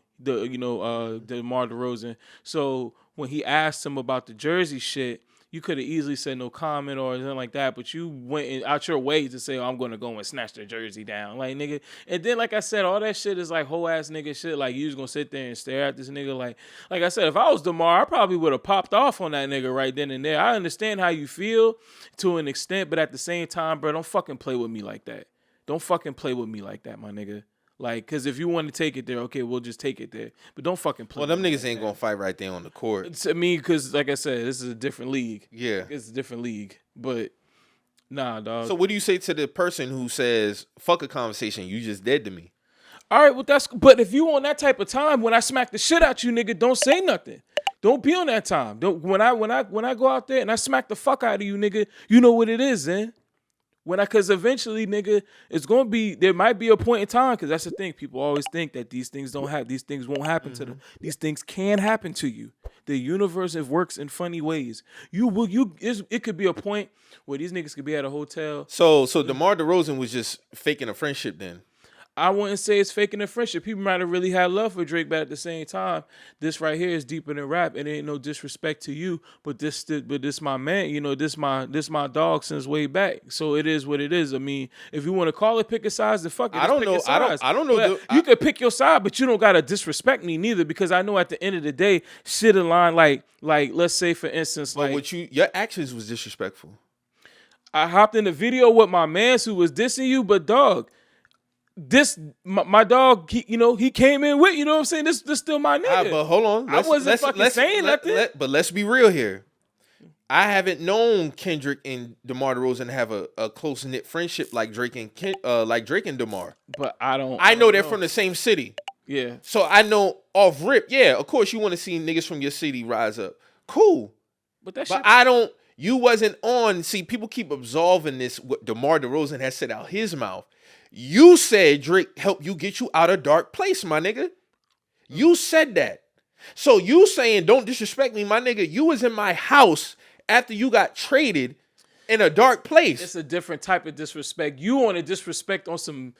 So you downplaying that, and that's fine. But just acknowledge that you downplaying that, because that man did not downplay that moment that you had in my crib. He didn't. He might. I'm not saying he downplaying. You supposed to be my nigga, and you in a nigga video dancing and two-stepping in this concert to me being a pedophile when you know that to not be true. But it's all them niggas is on stage, not just me, my dog. It's like all them niggas is on You keep stage. missing a point, No, and I don't want to look. I don't want to look like I'm keep defending Drake. No, I'm not missing a point. No, I get it. Because I feel like no. I feel like you honestly missing it because Drake is attached to this. I'm not missing it, bro. I'm just fucking with you, bro. I'm not missing it. I get it, bro. It's supposed to be your dog. No, I'm asking you, was Demar Derozan disrespectful and how he handled it? You keep saying this nigga. No, more than likely, don't say more than likely. Yeah, he was in the man's video who was dissing him. I get it, dog. I get it. But at the end of the day, I'm talking to the validity of how that nigga feel. And then again, I don't want to deep dive in it because niggas will listen to it and be like, oh no, you dick riding Drake. Nah, I understand. No. Seriously, I'm being for real because if I would feel, I've had cut niggas off for less. Yeah, true. I get it. Like, bro, I'm being real. I have cut niggas off for less because I don't even play disrespect. Yeah. So you can't be a nigga who's my homie, be in my house. Yeah. We done confided in each other. And then hop in. And then I have I'm being for real, Marcus. I'm being dead serious. Yeah. You cannot be my mans, come in my house. We confide in each other. This nigga make a diss record. That man can be your nigga. Play neutral. I will stand on that. You can't be my mans. He be your friend. And then you choosing the side. So stay over there. It's fuck you though. Yeah. And I'ma stand on that. That's just being a real nigga at the end of the day. This is not me saying that, oh yeah, Drake and this. No, I'm just pointing the optics here. That man, anybody would be valid in their feelings. Yeah. For a nigga doing that. But just keep it there though. Don't. Cause that's fine too. I'm not saying that's all I'm saying though. Just keep it there. But why is that elevated higher than that man not being held accountable for being a friend to that man? It's on the same level. It's on the same level. How is me being at the basketball game, me mugging you on the same level of you being my friend and you disrespect me in another man's video? Because now it feels like you're trying to hurt me. And if you feel like you're trying to hurt me, my nigga, I'm not going to let that ever happen in my life. Now it feels like you starting to get in my space right now. You starting to get in my space. Okay. You can have your feelings and all that. So that action is held for you. That action is held higher than you being in the video. Yeah, nigga, you in my space right now, dog. All right, so let's have a me and you conversation. Yeah. So if me and you having this conversation, you would feel like me showing up at an event is more disrespectful than you being. Mind you haven't even hit me after the fact that you was in this man's video. But at the same time, Mike, we don't know if there was a conversation I was having. I'm going off of what has been said. I'm going off optics right now. Okay. I'm going off optics right now. Me and you have not talked since you've been in that video. Leave it there then. Leave it there. Leave it right there. So then you, I'm talking about for you. I'm not talking about you, Marcus, because I know you, Marcus, as a person. I'm inserting us in this equation. Yeah. Right? You was in this video. Who should call who first? More than likely, I probably should call you and be like, "Hey, Mike, I'm about to get in this video." You know what I'm saying? That's what I'm saying. I'm on some real nigga shit. I would be like, "Hey, bro, you know this my family, this my people. I'm about to get in this video." So I would feel like you was never a real friend to me, because prior to me, you haven't had no static. You could look at it a little bit, or you could look at it from No, I'm just pointing the same exact picture. So I'm more invalid to look at you as if, damn, this nigga really wasn't really my friend. You could take it that way if you wanted to. Or you could take it for what it is. This my people. Cool. I'm just asking questions. I'm asking fair questions. That's all I'm doing. Me personally, Marcus Story, and me personally, I know who you are as a person. I would take offense probably for niggas in I would probably take, but at the same time, I feel like these are me be who I am. If I seen that video, I would call this nigga and be like, "Hey, bro, what the fuck, what the deal is?" No, I'm just asking you, whose responsibility is it? Technically, it would be Demar's responsibility just for the simple fact that I'm in this video, the guy's dissing you, and we're supposed to have a rapport. We're supposed to be friends. That's all I'm asking. I will give you that. That's all I'm asking. Saying is, I don't want this to come off as if I'm caping for this nigga. It's not what it is at all. No, I can because I'm not even going. I'm not going to go up to if I'm there for Vince Carter night, I'm gonna just acknowledge Vince. Thank you. That's all I'm saying, bro. That's all I'm saying. Let me make that clear, because maybe I didn't make that clear. If I'm going to the game, I will just acknowledge I will just acknowledge the fact that Vince is there. But let's not act like people are not supposed to be valid in their feelings as well. Yes, you can be valid in your I'm feelings. not saying he should have mean mugged that nigga, because if it was going to be on, let's be on after the game at the parking lot. I agree with you on that. Yeah. So that could paint to the narrative of why people have a disdain for Drake. Y'all are valid in that. Again, if you listen to this, you are valid in that. Yeah. But what I'm saying is, I would have been on the same time too. If I'm going to that game, I'm going to just acknowledge Vince, you dead to me. Thank you. Cool. Yeah. You get what I'm saying? I'm not going to be like on some old, oh yeah, I'm going to pull your jersey. But we all know Drake and his person. Now we speaking to a personality standpoint. I don't give a fuck about Drake personality standpoint because I would never be friends with that nigga. You get what I'm saying? I'm talking about from a nigga who felt betrayed by somebody who was his friend. I can understand that. That's all I'm saying. Yeah. I'm not saying I'm going to show up to a game and mean mug this nigga and not really be on that time. Yeah. I wouldn't do that. You just dead to me, bro. That's it. Keep it over there. Yeah. So I agree with you on that front.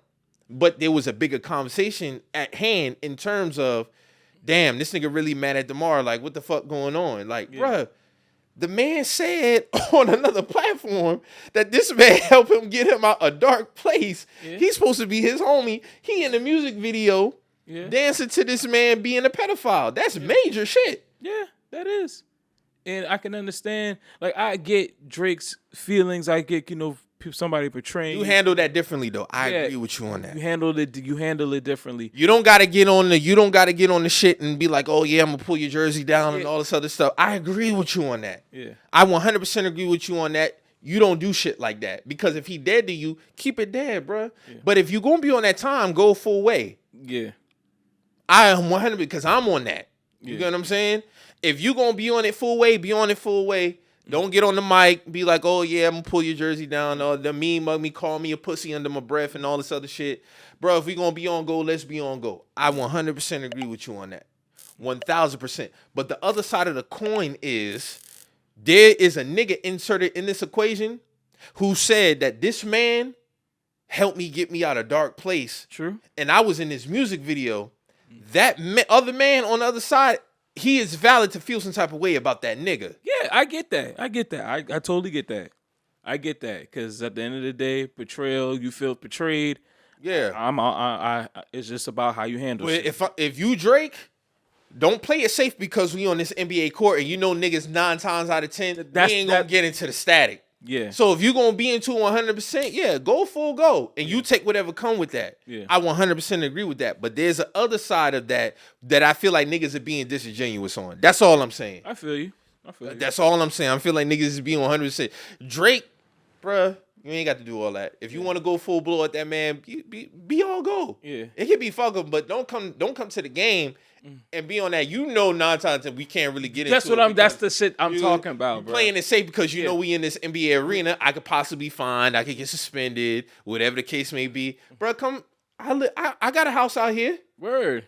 You get what I'm saying? If you want to be on go, let's get it. But my main point is speaking to it from the beginning because I don't want niggas to feel like, again, I'm just choosing it the 100%. No, I understand the other side of DeMar feeling some type of way in that moment. Yeah. But like, okay, bro, you don't fuck with me? Cool. But you want to come to the game and pop that shit? Let's really get it popping. Yeah. I 100% agree with you with that. 1,000%. That's valid. I just feel like the main focus was, well, goddamn, that nigga, bro, the man said. I can understand his frustration. You get what I'm saying? Yeah, I can understand the frustration. I get that. I get that. That's it, bro. Because that shit was wild. But in the moment at the game, yeah, bro. All right, bro. It's fuck me, cool. But you calling me a pussy under your breath, and you staring at me. These are kind of actions that make you feel like you want to do something to me. You want physically harm me. You know what I'm saying? And I'm not going for that. I'd much rather just pop off on you first and take whatever come with it. So that's my little 2 cents on it. I'm just, that shit was hilarious though, because I understand the optics of it wasn't no stand up shit in terms of, man, if you want to get a problem, cool. But that shit would drive a nigga over the edge, bruh. Especially when you my man, so you know that shit not to be true, my nigga. Yeah. That's it. That's all I'm saying in terms of that. Yeah, I understand why. And I don't want to make it again. I don't want to make it painted because it's no secret that I fuck with Drake on the music front. You get what I'm saying? Yeah. But I'll always be honest in terms of how I evaluate shit. That's why I say, man, let's just take the names out of that shit and insert ourselves in this. Like, bro, it would be ever forever fucking nigga if he was to do some shit like that. We ain't gotta have no conversation. I'm not gonna call you. See, that's different. Me, I'm gonna call just to see. I'm not gonna call you. Yeah. You gonna have to call me. Facts. I stand on that. If you, me and this other nigga gotta be, and that could be your homie. That's fine. But if me and you know the conversations we done had, me and you done know to hang out in certain spaces. Me and you done been in my house. We done possibly broke bread. Them niggas rich, so they probably ain't broke bread with each other. I'm just saying. Yeah. They really have an upstanding friendship. Yeah. Marcus, I would not call you. You gonna have to call me. And niggas gonna know what it is. Sure. That don't mean I'm gonna show up to your an event that you at and me mug you in a because if I felt some type of way, the only way that you gonna get me to react is if you did something. Yeah. I ain't gonna be, oh no, fuck you and all this other shit. Nah.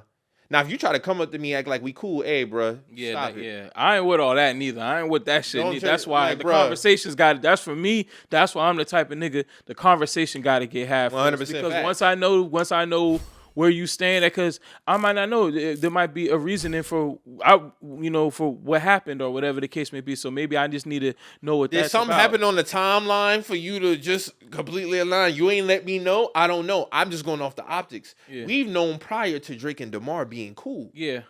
Even if I didn't even have a problem with the nigga being. I didn't even have a problem with Demar Derozan being in the video or dancing on stage. Yeah.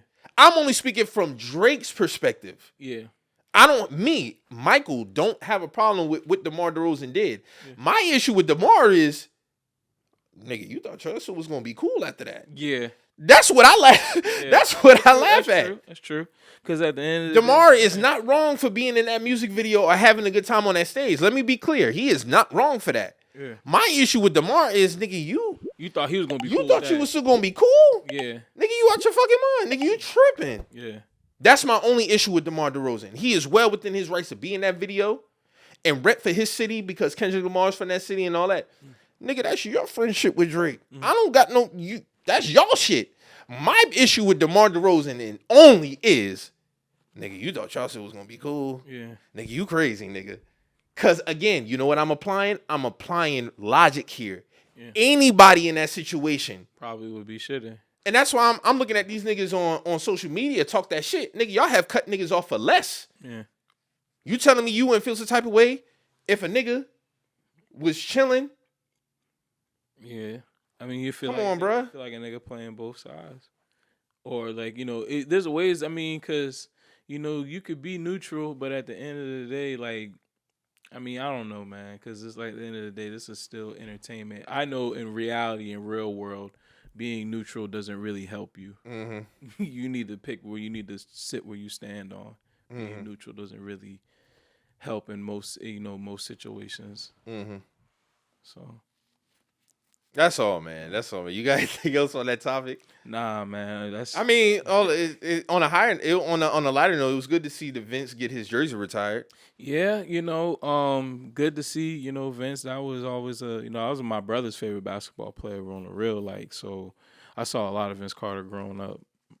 So, shout out to Vince, man. Vince in the Hall of Fame already? Yeah, Vince is. Yes. No, is he? I'm not sure. Yeah, he got to be in the Hall of Fame. If T-Mac in the Hall of Fame, Vince got to be in the Hall of Fame. But, shout out to Vince, man. One of the, as we go and reflect on, times, like, he is like one of the greatest, two guards of our era, of our in the history of the NBA. Who? Vince Carter. He's top 10? Two guards? Yeah, I think Vince should be top 10. He might be low on the tier, but I still think he top 10 as far as two guards is concerned. You got your Ray Allen. Yeah, you got a few like combo guard-ish type people. Yeah, your Dwayne Wades and, of course, James Harden and, AI and Reggie Miller. I don't know now. Jordan, Kobe, Harden, Wade, AI, Ray Allen, Klay Thompson. You got Klay over Vince? Nah, I can't. might put Clay. I ain't putting Clay over Vince, bro. You putting Clay over Vince? Oh no, it's a toss up. He cracked the top 10. He like 7 to 10 though. Yeah. He ain't high on that tier list. But dog, I got him over Klay Thompson now. I wouldn't put him over Ray Allen, but I put him over Klay. Nah, I ain't putting him over Ray. Nah. But I've heard people say that Vince Carter could have been like the greatest basketball player of all time if he just had a different mentality. I don't know about that because he wasn't scoring the rock like that. No, he could score the rock. He could, but he wasn't scoring it like that. Hold on, man. I think Vince has some high 20. I think Vince. What do you think Vince high average is highest average? It's got to be like maybe 27, maybe. I don't think Vince cracked 30 per game a year. I don't think he did that in a year. Yeah, it'll be all right. Yeah, I mean, you got to put T-Mac in the top shooting guard. Put him over Vince. T-Mac? Yeah, sure. I'll put T-Mac. I mean, I don't know, man. Longevity-wise, you got to go. Man. Stop it, bro. I'm putting T-Mac over Vince Carter. Oh, T-Mac is way better than Vince Carter. Way better. I ain't going to say all that, He's bro. way better. If it's a close. You got somebody who Kobe Bryant said gave him the most fits. He ain't never said that about Vince Carter. Nah. After Kobe, it was T-Mac. Like, let's be real. Like, I know it's cool to, do the whole T-Mac. T-Mac was a fucking problem, Yeah, bro. he was. T-Mac was that He deal. was one of the best two guards in the league at our time. He was a superstar. Yeah, T-Mac was that deal. He was that deal. But he's better than Vince Carter, bro. I mean, man, our scoring wise. When you going to build a team, you're not building a team over Vince Carter over T-Mac. You're not doing that. Let's be real. We're gonna stop the bullshit. I mean, I'm not saying that, but Vince was a hell dog. Vince, dog. In the draft, are you taking Vince Carter or T-Mac number 1 overall? It's not as easy as you think it is, bro. It's are really you taking not. T-Mac or Vince Carter number 1 overall? I don't know, but I'd have to think about that. Bullshit. I would have no, bro, because Vince is actually really rolling. good, bro. Vince is dog, this nigga crazy. Yeah, I'm not rolling. Dog, Vince is actually really good, bro. Yeah, I'm not rolling with that, bro. If you even past the dunks, like Vince was a very good player. I didn't say he wasn't. I said he's not better than Tracy McGrady.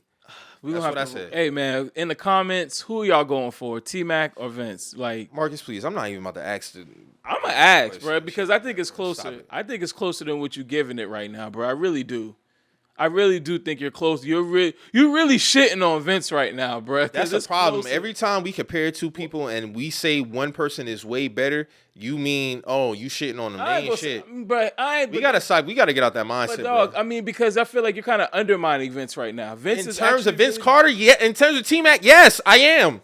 That doesn't mean he ain't shit though. We gotta stop doing that. Every time we compare two people, and I say sometimes somebody is way better than the other person. That don't mean that you ain't shit. I don't think he's way better than him though, Mike. I ain't saying that he ain't better than Jeremy Lin. You got to stop equating that word in these equations. We got to stop doing that, bro. Sometimes somebody is way better than the other person. I don't think they're that far off, bro.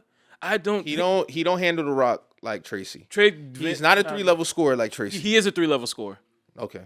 Vince can do it in the mid range. Vince has a better post game than T-Mac. He's never been a scoring champ.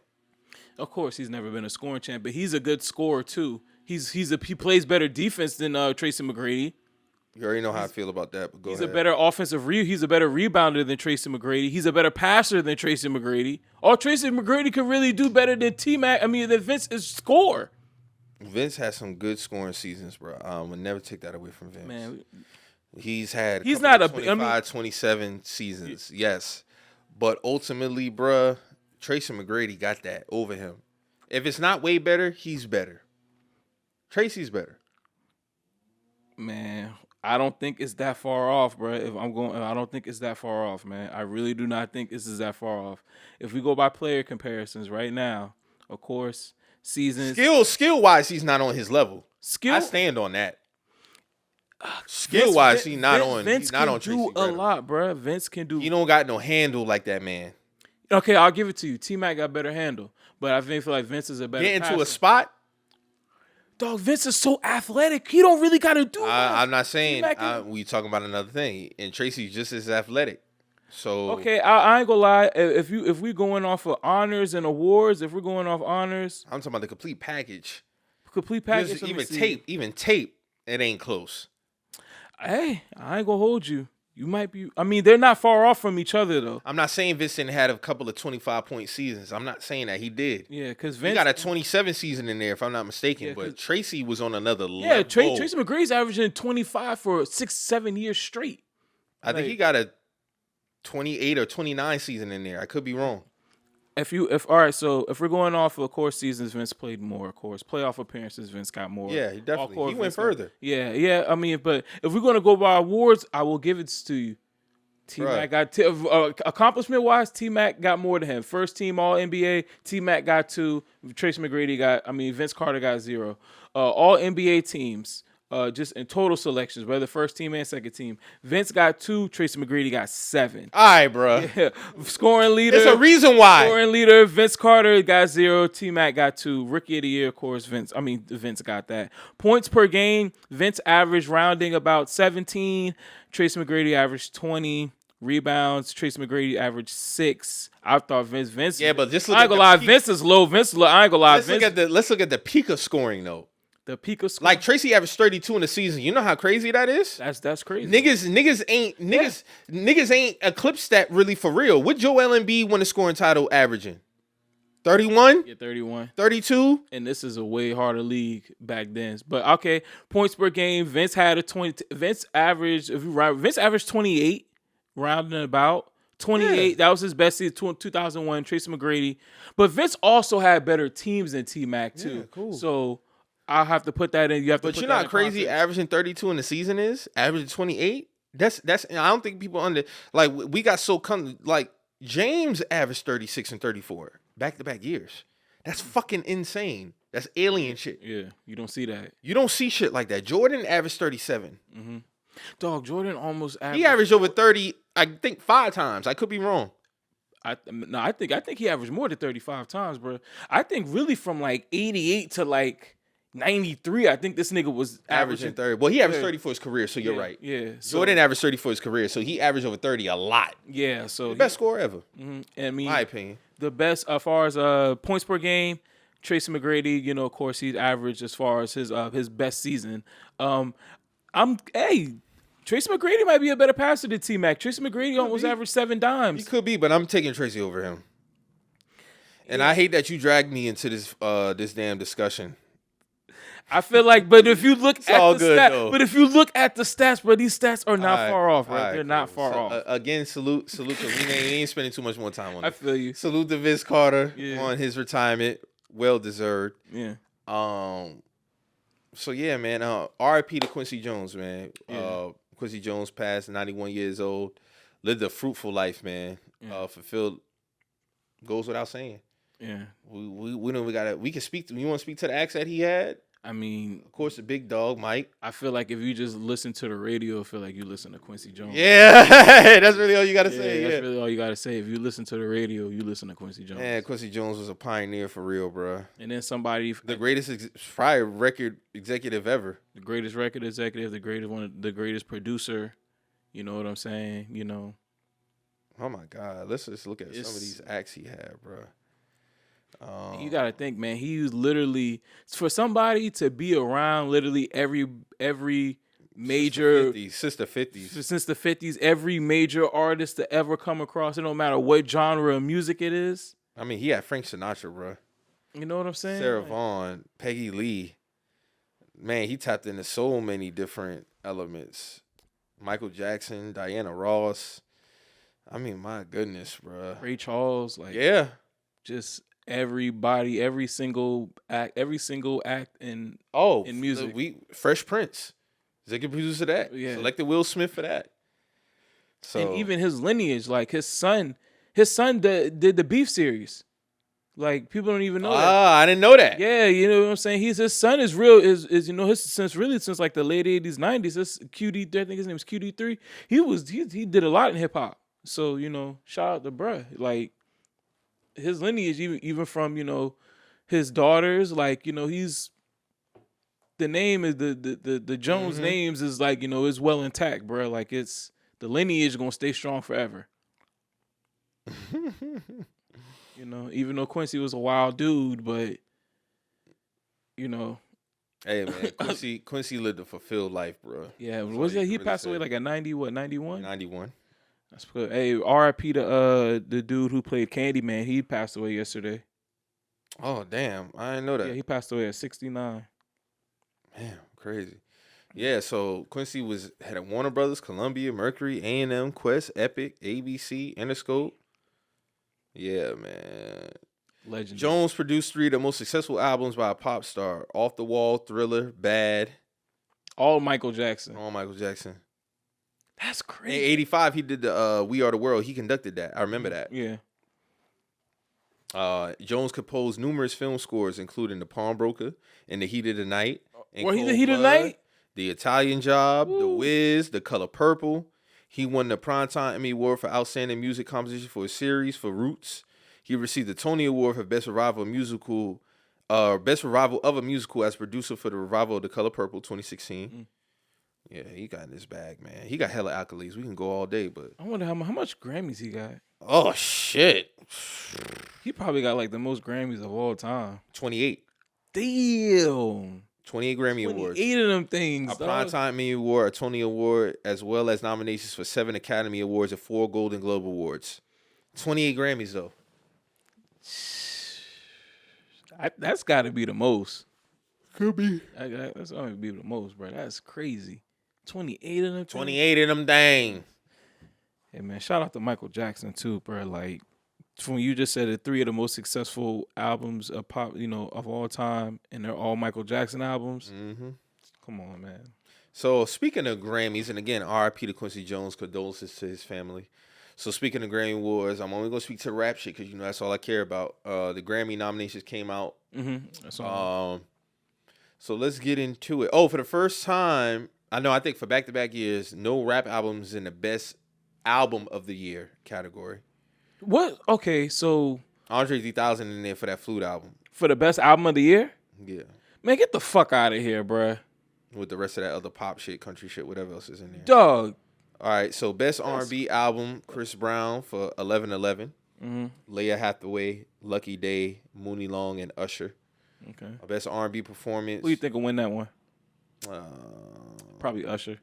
Probably Usher, Chris Brown, maybe Lucky Day. Mm. Best R&B performance: Janae Aiko, Guidance, Chris Brown, Residuals, Coco Jones, Here We Go, Mooney Long, Made for Me, SZA, Saturn.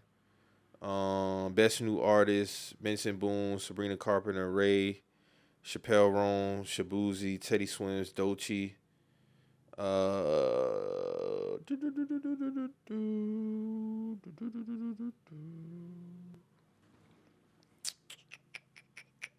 Come on, man. Where's rap shit at, man?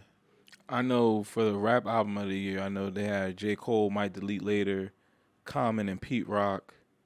Who else? Future and Metro.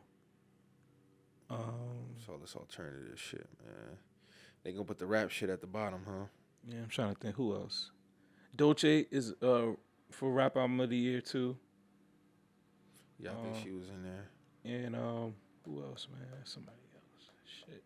Damn, I can't remember who the other 2 people are. Let me see. My bad, y'all. I should have had this shit saved. For rap, Grammy nominees for rap. Kendrick Lamar earned 7 Grammy nominations. He's probably gonna win at least 5 of them joints. Best rap song, Kendrick Lamar, Not Like Us, Future, Metros, Like That, Rhapsody's Asteroids, Ye and Ty Dolla $ign's Carnival, Glorilla's Yeah Glow. She might can sneak and win that for best rap song. Best rap performance, Kendrick Lamar's Not Like Us, Future, Metro's Like That, Cardi B's Enough. That's crazy for Kendrick because he gave 2 chances to win this shit. Common and Pete Rock's When the Sun Shines Again, Doechii's Nissan Altima, Eminem's Houdini, Glorilla's Yeah Glow. Best music video, Kendrick Lamar, Not Like Us, A$AP Rocky's Taylor Swift, Eminem's Houdini, Taylor Swift and Post Malone's Fortnite. Best rap album, Future, Metro's We Don't Trust You, J. Cole's Might Delete Later, Common and Pete Rock's The Auditorium, Doechii's Alligators Bites Never Heal, Eminem's The Death of Slim Shady. Now, I'm going to say this. Outside all that bullshit J. Cole did, he got the best album, in my opinion, in this group. I'm going Future or Metro. I understand that, but for me personally, it's one of those two. Yeah. I like, because But My Delete Later is a damn that's a near fire good album, bro. That's a fire album. That's a fire album, bro. Again, we all know J. Cole did the bullshit with the disc, but that album, I still listen to that album. Yeah, it's a good album. Best rap performance, Future Metro's Like That, again. Cardi B's Enough, Common and Pete Rock's When the Sun Shines Again, Doechie's Niece. Oh, I already read that. Best rap album, best rap song, Future Metro's Like That. Rhapsody's Asteroids, you ain't talking. Oh, read that too. Best melodic rap performance, Future Metro's We Still Don't Trust You featuring The Weeknd. Okay. Lotto's Big Mama, Beyonce Spaghetti. Jordan Atunje's Kalani featuring Kalani. Rhapsody's 3 a.m. They'll give it to Beyonce. Best rap song, Game Ty Dolla $ign's Carnival, Future Metro's Like That, Rhapsody's Asteroids, Not Like Us. Yeah. So that shit's still scrolling. Yep. So he might sweep that shit. I ain't never except for best rap album because he didn't drop an album. Dog, I've never seen a fucking diss song get nominated for a Grammy. I've never seen this shit. I'm gonna be honest with you. Nah, that's never happened. That's never happened. This is monumental in that sense. Like, cause he's gonna get one off that. So just for the fact that you about to get one off that is crazy. Mm-hmm. Like, and you didn't even put out an album. But hey, man, you know, Kendrick Lamar year, man. Yeah, this is what it is, bro. It is what it is. It's gonna be like 20. What was that year? 2016, where they had to make up for that shit that they did with Good Kid, Mad City. Yeah, where he won everything for To Pimp a Butterfly. Not everything, but damn near everything. Yeah, it's gonna be another one of them years for him. Mm-hmm. Clean up year. You gonna have a picture like Lauryn Hill have all 7 of the Grammys, all 8 of the Grammys, just holding them shits. Yeah, man. Shout out to Kendrick. Hey, man. I'm just trying to think about how that album gonna sound. I mean, you gotta put out. He's gonna put out a. I'm ready to hear that single he been teasing at too. Yeah, that shit that keep playing around. That was at the beginning of Not Like Us. Yeah, I think he's going. I think the album. That might be the lead single. Yeah, I think the album might lean more to that sound. I think it's gonna come out after the Super Bowl before.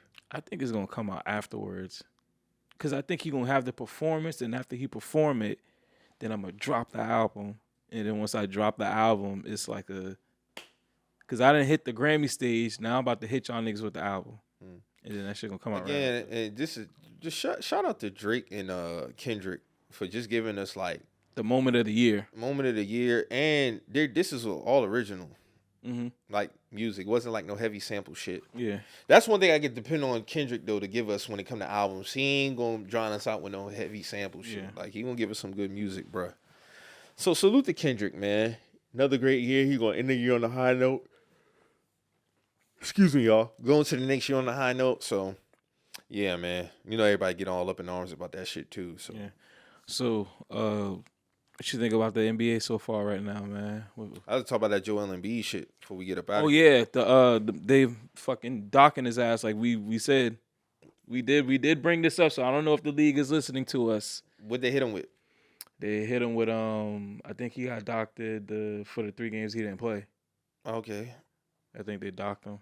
3 games. So a reporter put out an article, basically, you know, overly critiquing Joel Embiid and also taking a shot at him in terms of, you know, saying how, well, in order to, you know, Joel Embiid also has a son that he named after his brother who tragically passed away. But in order for you to live up to a great, you know, basically saying he's not, I get he's not living it up, but you're using the death of his brother. You could have done without that. Yeah. And I'm not against Joel Embiid putting hands on reporters because there's certain lines that you don't cross. You got to make an example out of one. I'm not saying you got to do it every time.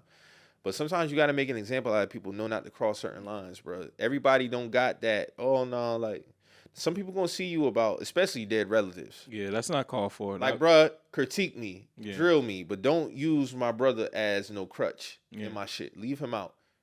And you trying to use it like, okay, so what I name my son after my dear brother? That ain't got nothing to do with nothing. Yeah. Oh, you're not living up to your yeah, exactly. Yeah, we're not doing that. We're not doing that. What the fuck is you talking about right now? Yeah, what the fuck is you talking about? Leave that out. We ain't doing that. Have your critiques. Kill me, but don't bring up nobody else. Because that was uncalled for. You didn't have to do that. Yeah, you didn't have to say my people's name, bro. Yeah, niggas on edge right now. You see, Giannis told a reporter, "Hey, he told somebody, I don't know who was a reporter, hey, if you ain't with it, you can leave. I'm serious, you can leave." Them boy 2-7 right You're now. about to So say, I Giannis, think that's a lot of frustration building a lot up. of frustration. But Doc Rivers say he ain't worrying about it. They gonna make the playoffs. All right, y'all niggas listen to Doc. All right. And Doc ain't never missed a playoff now, so I'm gonna take him for his word. But 2-7 start ain't good. I mean, bro, you ain't making a like. Yeah, Giannis told somebody, "Hey, if you don't want to be here, you can leave." I'm serious, you can leave.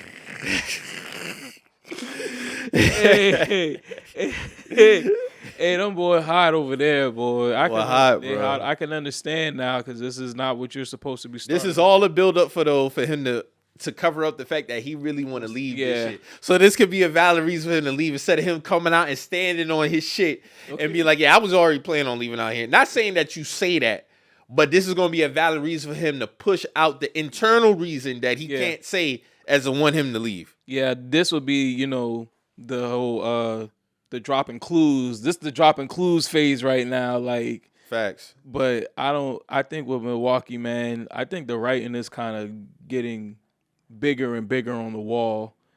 I think Giannis I don't see Giannis winning in the foreseeable future with the roster that he has and what's going on around. And I understand niggas want to win multiple rings, but it ain't like it's dire. Yeah, because sometimes a good situation is a good situation, and sometimes if you're patient in that good situation, things come back around again. But you also got to have that belief and the faith in the organization that they'll keep trying to do things to accommodate you so you can go have the best chance to win. If they're not doing that, then I really don't expect him to stay if the organization is not trying. Like, if an organization is trying and, like, they just, like a Dame situation, he stuck around, he tried, maybe he stuck around a little too long, maybe he didn't see the writing on the wall, but he stuck around, he stayed loyal, and Giannis seems like a guy who wants to stay loyal, but just in like a Dame situation. But it's different because you got one, though. Dame don't got one, so you got one. So you're forever straight on that end if you just ended with one. I mean, they wouldn't, because the league is the league, like, as far as when it comes to, we always have this discussion about rings and things like that, which, like I said, your great players don't win rings. There's a lot of, because there can only be one winner. So there's great players who don't win rings, but that doesn't exclude them from not being great players. They just can't be put in certain conversations. Giannis got one. If he stayed with one, he's still a Hall of Famer. He's still a legendary player. But it's certain conversations. He can't be put in that Tim Duncan conversation. He can't be put in that Akeem, power forward conversation. From that sense. I feel like he only chasing him.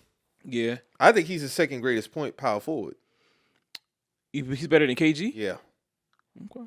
I ain't knocking that. Maybe not from a full skill standpoint. I won't argue nobody that, but he surpassed him as far as accolades. Yeah, because, definitely.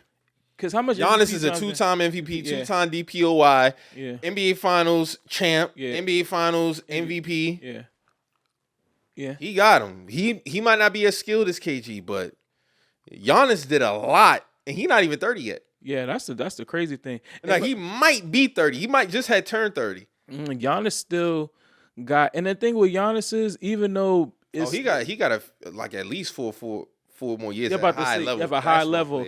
But I will say this about Giannis. Giannis, got to start making the turn with his game as far as being able to, being more, perimeter oriented. Well, he has. I mean, he has, but he's been shooting a lot better from the mid range and a little bit. He ain't gonna be a lights out 3-point shooter. Yeah. But he has been better shooting that ball, especially on the wings. I want to see. Sure. I want to see. I done seen Giannis. We done seen Giannis do a little step, a little turnaround fadeaway jumper. But I want to see Giannis get more. I want to see him get more in that bag.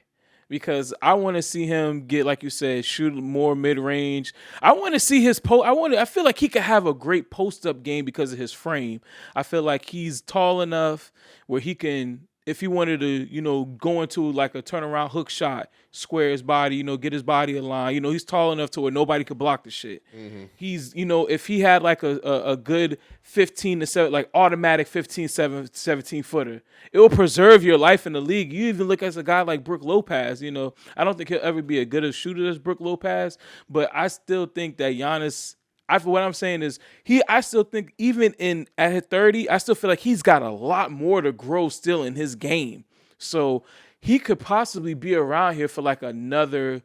He could, as far as on the athletic standpoint, He probably got maybe like a good, like you said, maybe 4 years, 5 years tops. But on the other side of that, I feel like you got a good maybe another 3 to 4 strong years. You could be on your Al Horford vibes. You know what I'm saying? Or be on your or just like I said, just really kill the mid range. You know, I feel like with Giannis, most of his career has been dominated by his athleticism. I think there's another side of chamber once the athleticism slows down that he could really tap into so he can preserve him. And if you tap into it earlier, you could preserve yourself. Yeah. You might be able to stretch that athleticism out a little bit longer. You know, I will give it to you. He's not freight training like how he used to be, but sometimes Giannis still can do that duck his head shit. Bruh. But I'm glad to see he's starting to work out the mid-range a little bit. I'm going to also say this, too. If the Cavs maintain this level of play throughout the season, Donovan Mitchell is MVP. I don't think they will. You should. Fair is fair. I don't think they will because... If they maintain this level of play, of course you're not going to go undefeated. Yeah, of course not. If he maintains this level of play, he's MVP, bro. Damn, you got that high. You got that high of a seed. He's putting up the numbers he's putting up. Yeah, he's always put up the numbers. Yeah. You got to give him MVP nod, bro. You got to. We can't always get caught up on the names and who's, who's flashy and all this. Like, it's very, very, very early. I'm just speaking in terms of what they doing right now is some good shit. Yeah, they're playing good. Yeah. These niggas are playing some good fucking basketball. Yeah, I'll give you that. So... And they got a complete squad. You know, if you look at their roster as far as you got the star shooting guard, you got a great point guard. And the defense is is great. You know, you got Evan Mobley and Allen is doing anything. Mm-hmm. You still got guys like Karis LeVert coming off the bench can still give you scoring. You still got Max Strus, good shooter. Max Strus. I forgot they got Strus. Yeah, they got snipers. They got an overall good team. Like Donovan Mitchell and KD and AD is probably like at the it's early as fuck though. I shouldn't even be talking about this. I'm just saying in terms of what the Cavs are doing because it's standing out to me. Some good shit. We'll probably figure it out probably like around January, February. Man, KD been balling, but niggas ain't because I was watching. You watched the game last night where they played against the Mavs. That was a good ass game. Good game. But KD was Kyrie and KD was trading buckets. They was trading buckets because KD was answering them bitches, bro. He was Kyrie. And of course, bro, you just got so many MVP candidates. Basketball's in a good place as far as players, bro. Yeah. You got Joker putting up a triple dub right now. Jason Tatum, he doing his thing. AD doing his thing. Shea doing his thing. Everybody can be it. Yeah, Shea killing. Hey man, and shout out to the the young teams out there doing their thing. I seen the Pistons don't win about 2 or 3 straight. Like I'm rocking with Cade Cunningham. He's doing it. Jaden Ivey is finally, Monty Williams had that nigga. I don't know what the fuck he had him doing, but he's balling now. You know what I'm saying? He really cooking now. I still Houston is. I think Houston might have lost Houston lost last night, but Houston's still a good young team. But man, the Suns, you can see the difference when Tyus Jones when you have a real point guard instead of having Devin Booker play the point or Bradley Beal play the point. Everything flows different. Now I will say they are a good team. They're a good team. They are a good team. And they ain't the same team from last year. And they flow well. And they got a different coach. And Grant, I told people I was like, bro, y'all gotta chill. That was their first year together. But I'm not a fan of Budenholzer at all. But he got them boys right. You don't fuck with Budenholzer? I don't fuck with Budenholzer. Oh, okay. No, I don't. But I'm not saying he's a bad coach. He just ain't. He don't got it like that for real, in my opinion. But he got the players necessary in Phoenix to do what needs to get done. They have the roster. Yeah. Phoenix is a good team. Yeah, all around. Them niggas ain't the 1 seed for no reason right now.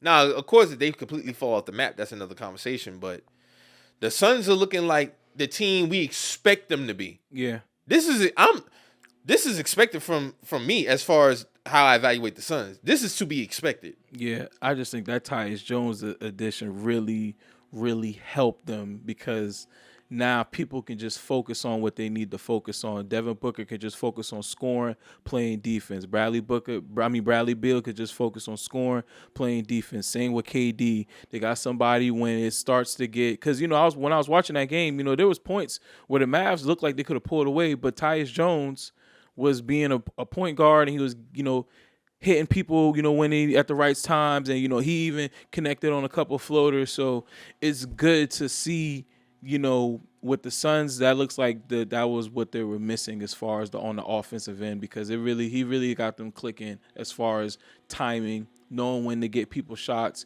knowing, okay, Durant hasn't touched the ball in a second. Because there was a while in the fourth where Durant really touching the ball. Then Durant finally got the ball, and that nigga just start knocking them shit down.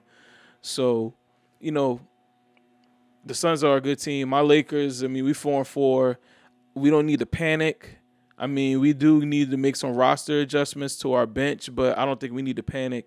And, I'm tired of JJ Redick got to calm the fuck down, bro. Like, stop having a brain aneurysm every time some shit go wrong. Like, you got to chill out, bro. Like, just chill out.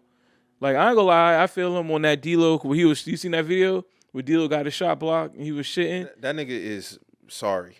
Yeah, I ain't gonna lie, we need to get rid of him. And if y'all keep playing him important minutes, you deserve what you deserve. He's showing you who he is. Yeah. Yes, you have moments where I said this the other day. Yes, you have moments you be like, yeah, D-Lo, that's what the fuck I'm talking about. But he can't do it consistently because that's not who he is. Yeah. Consistently, he's below average. And he's been that way for a while. You can't judge a player all sparks. You got to judge a player all consistency. So get that shit out of here, yeah. man. So yeah, man, that's pretty much all I got, man.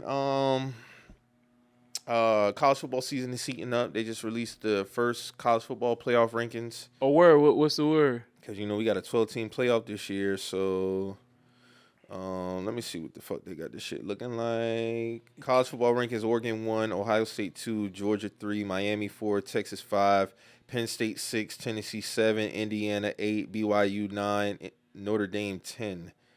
University of Miami in there? Yeah, I said Miami's 4. Oh, he's 4? Okay, my bad. Yeah, they 9-0. Okay. Oregon is 9-0. And Indiana's 9-0. BYU is 8-0.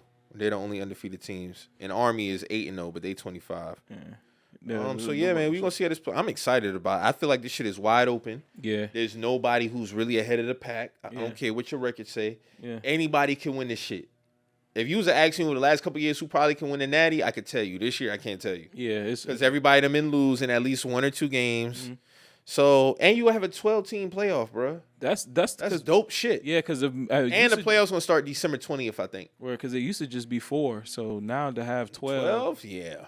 Damn, that's gonna be tight. It's gonna be fire. That shit gonna be fire. Yeah. That shit gonna be fire, bro. So I'm interested to see how. So it's gonna go from December 20th to January what? The national title game is. Because I'm about to say, how much games do you think they're gonna be? Well, if it's 6, it's 12 too. So it'll be like what, 3 games? So the college football playoff. So the championship game, maybe 2 or 3 games before the championship game, probably 3. So they did a mock of how it would look. They got BYU. They got them ranked number 9, but they got BYU as a 4 seed. That's crazy. Yeah.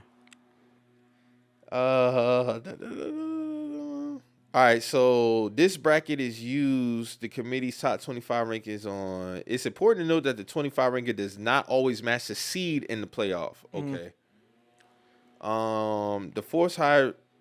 The 4 highest ranked conference champions receive the top 4 seeds, so that's why. Okay. So BYU probably wins their conference. No matter where those 4 teams rank in the top 25, you can see how those numbers differ in the bracket. All right, cool. So I got some understanding. So how does this schedule work? There's no reseeding once the official bracket is revealed on Sunday, December 8th. The 4 quarterfinal games are not played at the campus sites. It said these 4 games scheduled December 31st and January 1st. Okay, I understand that. Where the first playoff games at though? And I'm about to say, do these playoff games constitute as bowl games as well? That's a good question. Because they might. Yeah. All right, so the first round is December 20th and December 21st at 8 p.m., 12 p.m., 4 p.m., and 8 p.m. That's crazy for football. I ain't gonna hold you. We got 4 games. We got 4 games on between December 20th and December 21st. Yeah. Then you got the quarterfinals on December 31st, January 1st. You're going to have 4 games on between December 31st and January 1st. So those are the Fiesta Bowl, Peach Bowl, Rose Bowl, Sugar Bowl. All right. Then you got the Orange Bowl and the Cotton Bowl, the semifinals on January 9th and 10th. So a nigga, And then the championship is on the 20th. So what if your team? That's inauguration day. Yeah, about to say, but that's crazy. That's crazy. Yeah, but what if in this format, one team could win like 3 bowl games? Is that what you're trying to say? That's order, yeah. Oh shit! You can win the quarterfinals, the semifinals, and the championship. So you can win back-to-back bowl games between the quarterfinals and semifinals. Yeah. Oh, that's hard. But the first playoff game starts December 20th. Okay. And then the championship game is January 20th. Okay, so you got a month of playoffs. Yeah, it's like March Madness. It's like March Madness. Damn near. Literally, yeah. Mm-hmm. That's hard. That's cool. Excited. Yeah, that's cool. That's dope. And I think that'll bring a lot more people into the shit as far as, viewership. I mean, they don't really lack on viewership, but that'll definitely get a lot more people tuned in because there's a lot of people who might not watch college basketball throughout the year, but they always tune in for March Madness. You know what I'm saying? And it might be the same thing for college football. Everybody might not be locked in on everything, but we definitely are tuned in, when we see, one and done type situations. Hey, man. I'm interested to see. Yeah, that's going to be dope, man. Even though you say you don't know, you don't got a favorite? It's really wide open, bro. I don't trust Oregon. Yeah, that's what I'm saying. I don't never trust Oregon. Always had them years where they 8-9 or whatever the fuck. Man. Get the shit beat out of them, They never won a national championship, so yeah. I'm not jumping out the windows now on these niggas, so I don't know. Yeah, when you said Oregon, I was like, I don't know. Yeah. I don't trust nobody. Yeah. It's been that wide open this year, so. Yeah, man, that's pretty much all I got, man. Like I always say every week, man, y'all please be safe out here. Move smart. Continue to work hard. Keep your head down going into 2025. Good out that last push. I know you might have, most of like, man, I'm tired of shit. I have them too. Just keep your head down and keep it going into 2025, man. Yeah, man. It's kind of echo the same things. Just everybody just stay safe. It really stay safe out here as far as driving on the road. Yesterday was crazy outside, bro. It was like 5 accidents. So damn. I just want people to just drive safe. You know what I'm saying? Get to your destination and, get home safely. You know what I'm saying? That's really all about. Right.